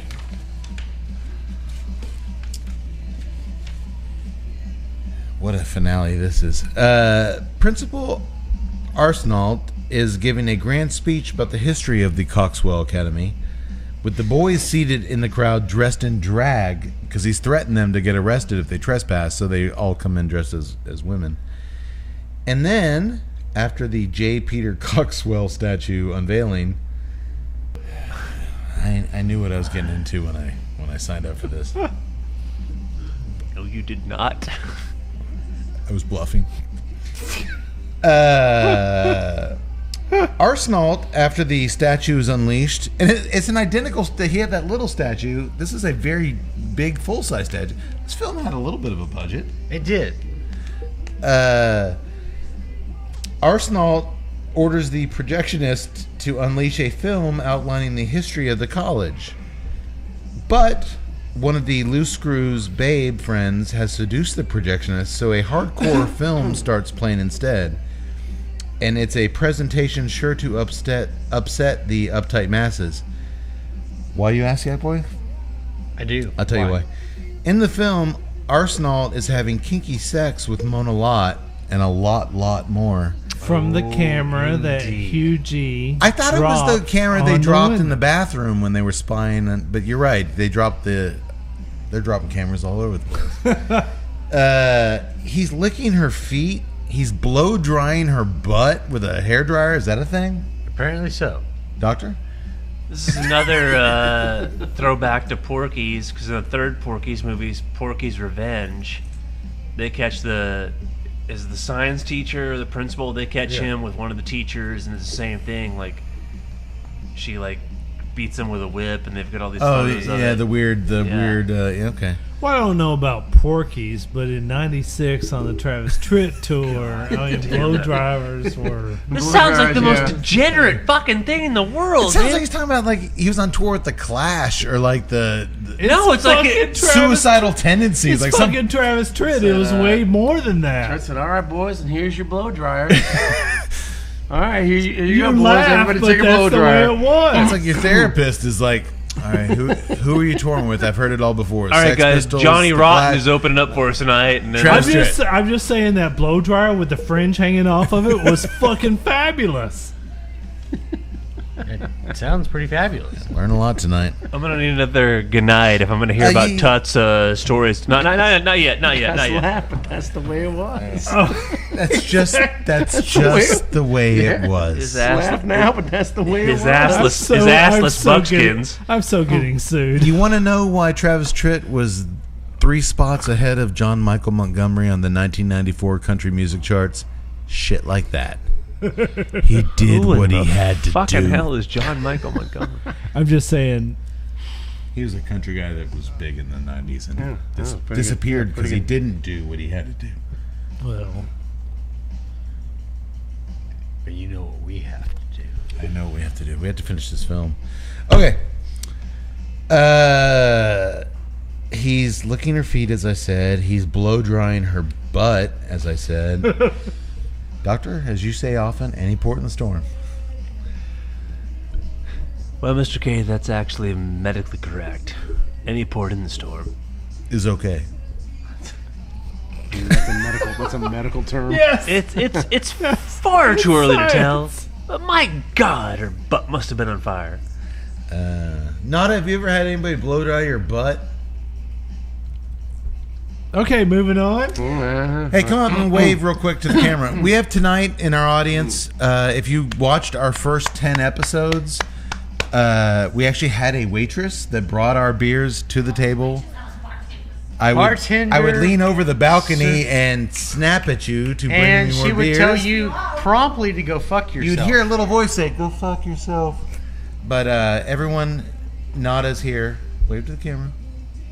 Nobody's ever blown dry in your butt. No. Okay. I don't know. Well, we're just, why. I didn't understand it then. I don't understand now. But questions that seem not so strange to us now seem ridiculous. Well, love you, Nada.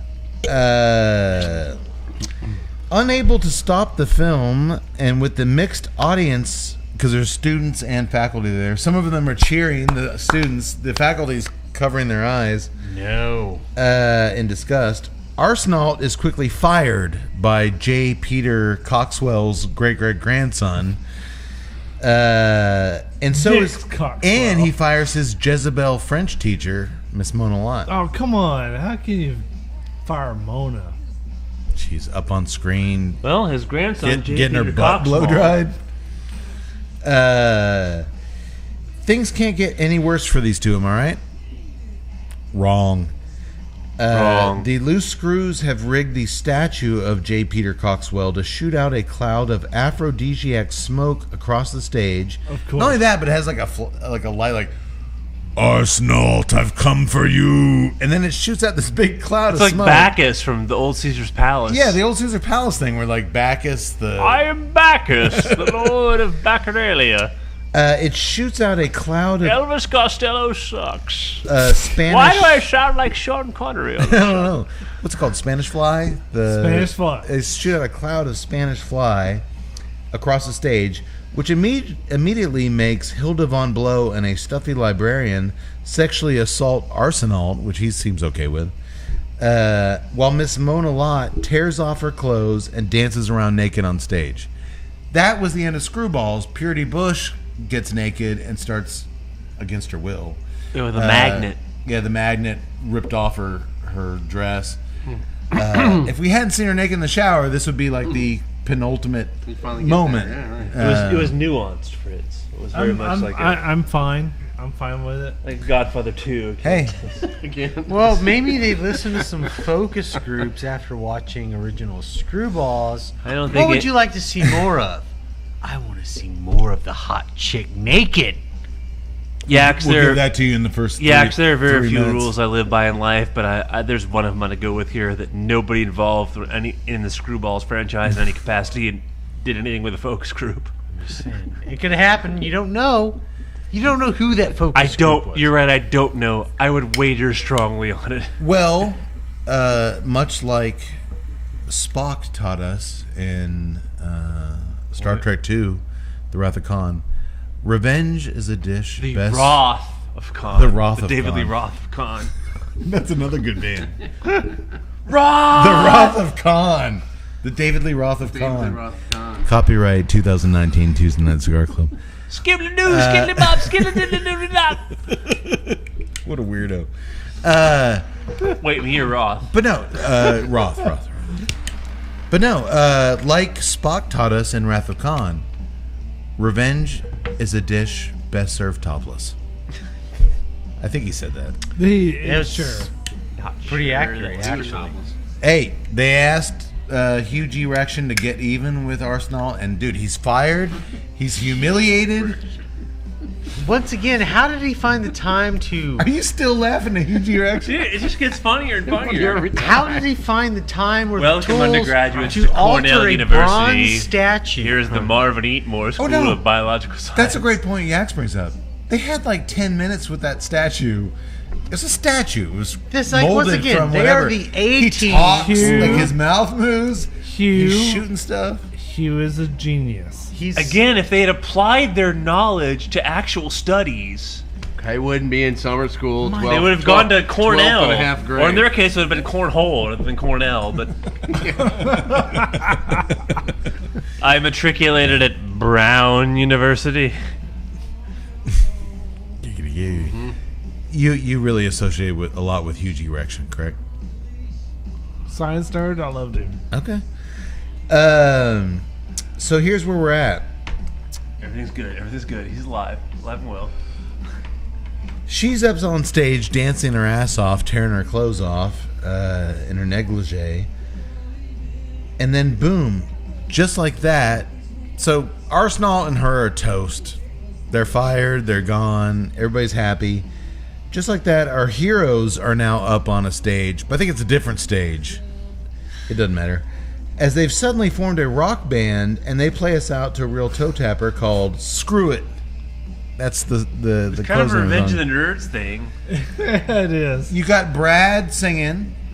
You've got All right, first of all, Steve Hardman on bass. First of all, with all this shit about Hugh G, of course he's playing the fucking piano. I thought you liked that. You're a piano player. No, that's what I'm saying. I identify with Hugh G because I was a piano player, and he's playing the piano now. Yeah, guy's a real loser. loves to tickle those ivories. Oh, he's tickling them. He is tickling. You know, Yaks, that's the way you get to Carnegie Hall. Eatmore is on the drums, and Tickle dude, those ivories. nothing he is doing on those drums sounds like the song. Like he's got the hi-hat going, but there's no cymbals. Like it's just clearly like, hey guys, pretend like you're playing the song, and they just. Although you can't, you're not hearing the song. No, pretend and like you're playing. And but you Eatmore can't is hear it. wearing like a sweet like black unitard and a Panama hat, which if we ever do a video, I'm totally getting that. Unitards are always in fashion. It is, and they just rock out to this song called "Screw It," and it is literally, and I don't know if I've ever said this in 100 episodes, the perfect end to the perfect film. And credits roll. And the credits roll and it's over, and it was beautiful. I love this movie. This might be my favorite movie of all time. It's a great time capsule. It has from everything I love in movies. It's a great time capsule from the mid-'80s. It captures everything. Obviously, very cheaply made, but they I mean, in some ways it looked cheap, in some ways it didn't. The energy was there. The actual film itself looked pretty good. The energy was there. The enthusiasm was there.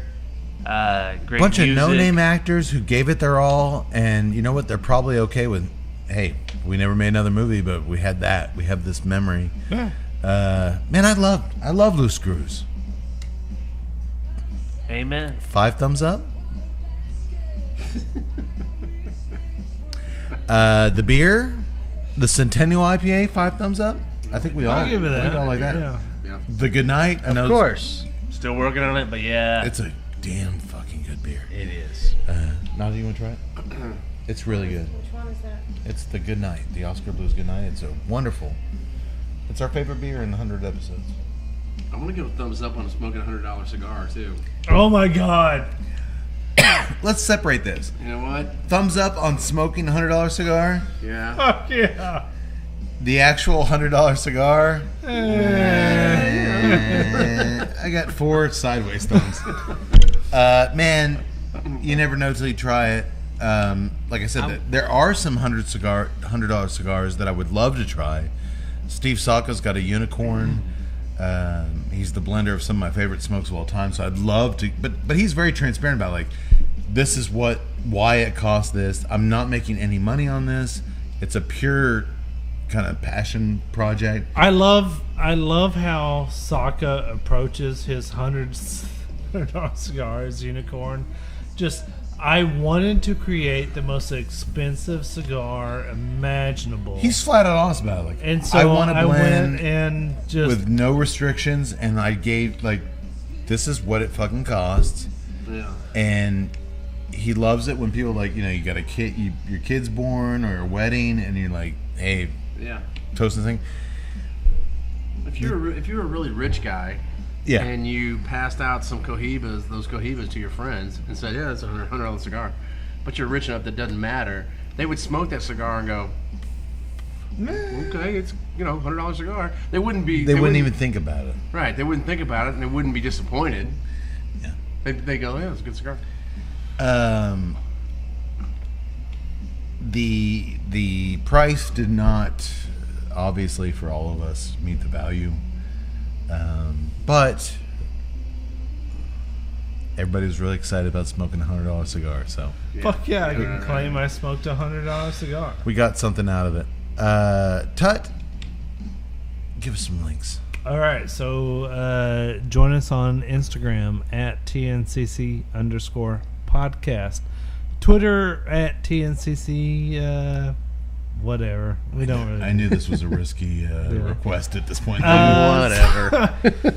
Join us on YouTube, coming Tuesday Night back to Cigar bite Club. him. Join us on Facebook, Tuesday Night Cigar Club. What if somebody wants to buy some cigars? If you want to buy some cigars, go to the TuesdayNightCigarClub.com website. Click on the famous smoke shop banner, and then click that. And then if you spend like $100, enter the promo code. You buy one of these cigars, put in TNCC 20, it costs you $80. Because an $80 Exactly, cigar. you get $20 back. That's a 20% discount. It's a damn good discount. And I will have to say this: when it comes to lovable characters that we have gone through in our entire filmography, over 100 episodes, we talked about Drunk Dad. We talked about the guy, the real estate agent. And by law, I gotta tell you that 100 people were killed in this episode. Don't forget Mad Dog from Bikini Summer. Mad Dog from Bikini Summer, but the most influential character that we have covered in our filmography in 100 episodes has got to be the Doctor from Sleepaway Camp. Our own Mincy.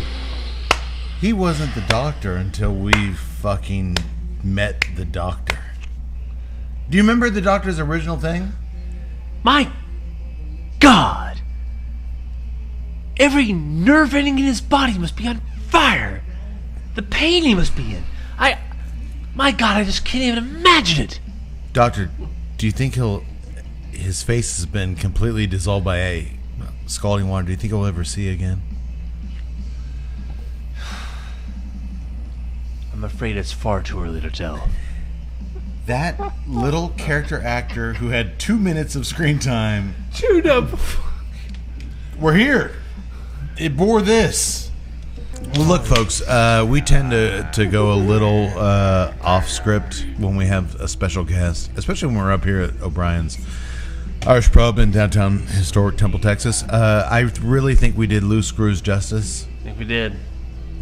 We did it like nobody else fucking does. Nobody else has ever talked about Loose Screws like we do. Nada, it was good seeing you tonight. It was good. Great to see Nada. Always great to see Nada. Flashback to times gone by. Cody, you did not fall asleep tonight, No, he didn't. which is awesome. I can keep it under control. And if we hurry, we can buy a drink at the bar. That's true. Yeah, no, Need to hurry up. We have 25 minutes. we got 25 minutes till the bar closes, so we're good. Maybe a sampler platter Substitutions? with substitutions. Yeah, you can get substitutions. Oh, yeah. Loose screws breaking away. I was If you waiting- want substitutions, get them today. He's not done. He's gonna say up your ass. He knows me. He knows me. He The wasn't man done- knows. He The was man not knows. done talking. I'm gonna just talk a little more till Fritz gets to the bathroom because I want him to be here when we send this thing off. I'm going to turn off the cigar. Did you like it? That's nice. Okay. 100 episodes, boys. Man. I absolutely love it. One of the weird things that I think about in my head is that 100 years from now, when people unearth the archives of the TNCC and they're talking about the Wiener shot from Nomads, they're like, These boys encapsulate what movies were like in their era. That's very optimistic, Tut. 100 years from now, the world will be uninhabitable. Steve, he's a doctor, he's a man of science. Steve Saka 10, 12, of Dunbarton Let's get another Cigars. weekend. He once said something that it always kind of stuck in my back pocket. He said, "You know what? These boys do a deep dive." And I always love that phrase. We do a deep Wasn't that the name of a cross street in Loose Cruise? Deep Dive Avenue? deep dive boulevard. But no, you know what? He said, "You know what? It was. These guys do Wadsworth Street. Meet me at Wadsworth and Deep Dive. We don't go light. We go big. Whether it's cigar, the beer, the movie, we jump in, Dickhead's and we Pizzeria. don't stop until it needs to be stopped. And I think Generally, long after it should be stopped. You went big tonight with a $100 cigar. No, fuck that shit. Robot. Hold on, No. Oh God, he's gonna talk about robot jocks no, again. fuck that. No, fuck that. shit. Tuts free No, falling. Robot Ninja. Robot Ninja. King Cobra. I mean, Sorceress. Oh, King we Cobra get is a Ice great one. Pirates. So the golf tournament. We take shit Well, that no. everybody dismisses, and we're like, All right, no. good. So you're in then. Yeah, King Cobra I had don't know Pat about Trick here, but- Morita. Come on. It had Eric Estrada as a gay microbrewery owner. Come on. Courtney Gaines. Courtney Gaines as Yeah, a I'm out. deranged scientist. Come on. Netflix ain't showing you this. Listen, we've hopefully introduced you to some really cool flicks. I forgot about King Cobra. That was a great episode. Movie or the malt liquor? They had all five. both. They had all five craft beers. They had all five. No, that was the peach bit. That was from the Peach 90210. 90210, which, by the way, premieres August 9th on Fox. Boys, it's been really special. Thank you for 100 episodes, man. It's no joke. 100 episodes. Yeah, it's amazing. Fritz, thank you for joining Yes, us. thank you. Thanks for having me. Next time we see you, we'll hopefully be at the Bon Air The Bon Air in Austin. in North. $2 hamburgers. Jesus There'll Christ. be the VIP Tut corner. He's going to be an issue for you. We have a little place called Tut's Corner. Don't name- Fritz is don't- like, it's not really No, that's not- VIP. don't It's give just him kind of this- Tut's oh, place. Uh, We don't let him out of there. We don't let don't anyone else enable in. him. Don't make him feel special. It never ends well. But no, this was a really cool thing. So thank you, everybody. Thank you for 100 episodes. Thank you for joining us. 100 episodes. I have Yeah. nothing else to say Absolutely. except one thing. May the wings of liberty never lose a feather.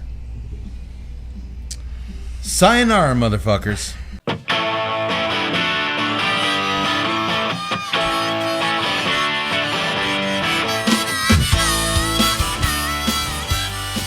To learn more about the time I reached a milestone myself in the parking lot behind the Buckeye Village Market in my mother's 1982 Chevy Malibu station wagon, please read my ebook, Before the Man Demands It Be Removed from the Internet, entitled, Is That a Tire Jack Poking Me Up the Ass or Are You Just Really Horny? By Keith A. Howell. Spoiler alert, I was just really, really horny. So horny. Oh, summer nights. Why do I share these things again? Well, it's cheaper than therapy, and I'm just happy to be back. So in the meantime, to learn more about the cigars and libations enjoyed on tonight's episode, you can visit www.cigarworld.com and www.foundersbrewing.com. For more on O'Brien's Irish Pub, the live music leader in Central Texas, please visit o'brienstemple.com and download their free smartphone app, where you'll find full beer listings including over 40 on tap, menu information, and a calendar of upcoming live events. To listen and purchase music heard on tonight's program, check out www.fritzbeermusic.com. Thank you for listening to the Tuesday Night Cigar Club podcast. This is Keith A. Howell saying until next time, friends, unless we see you sooner at the pub. So keep it smoky, and for God's sake, keep it ballsy as well.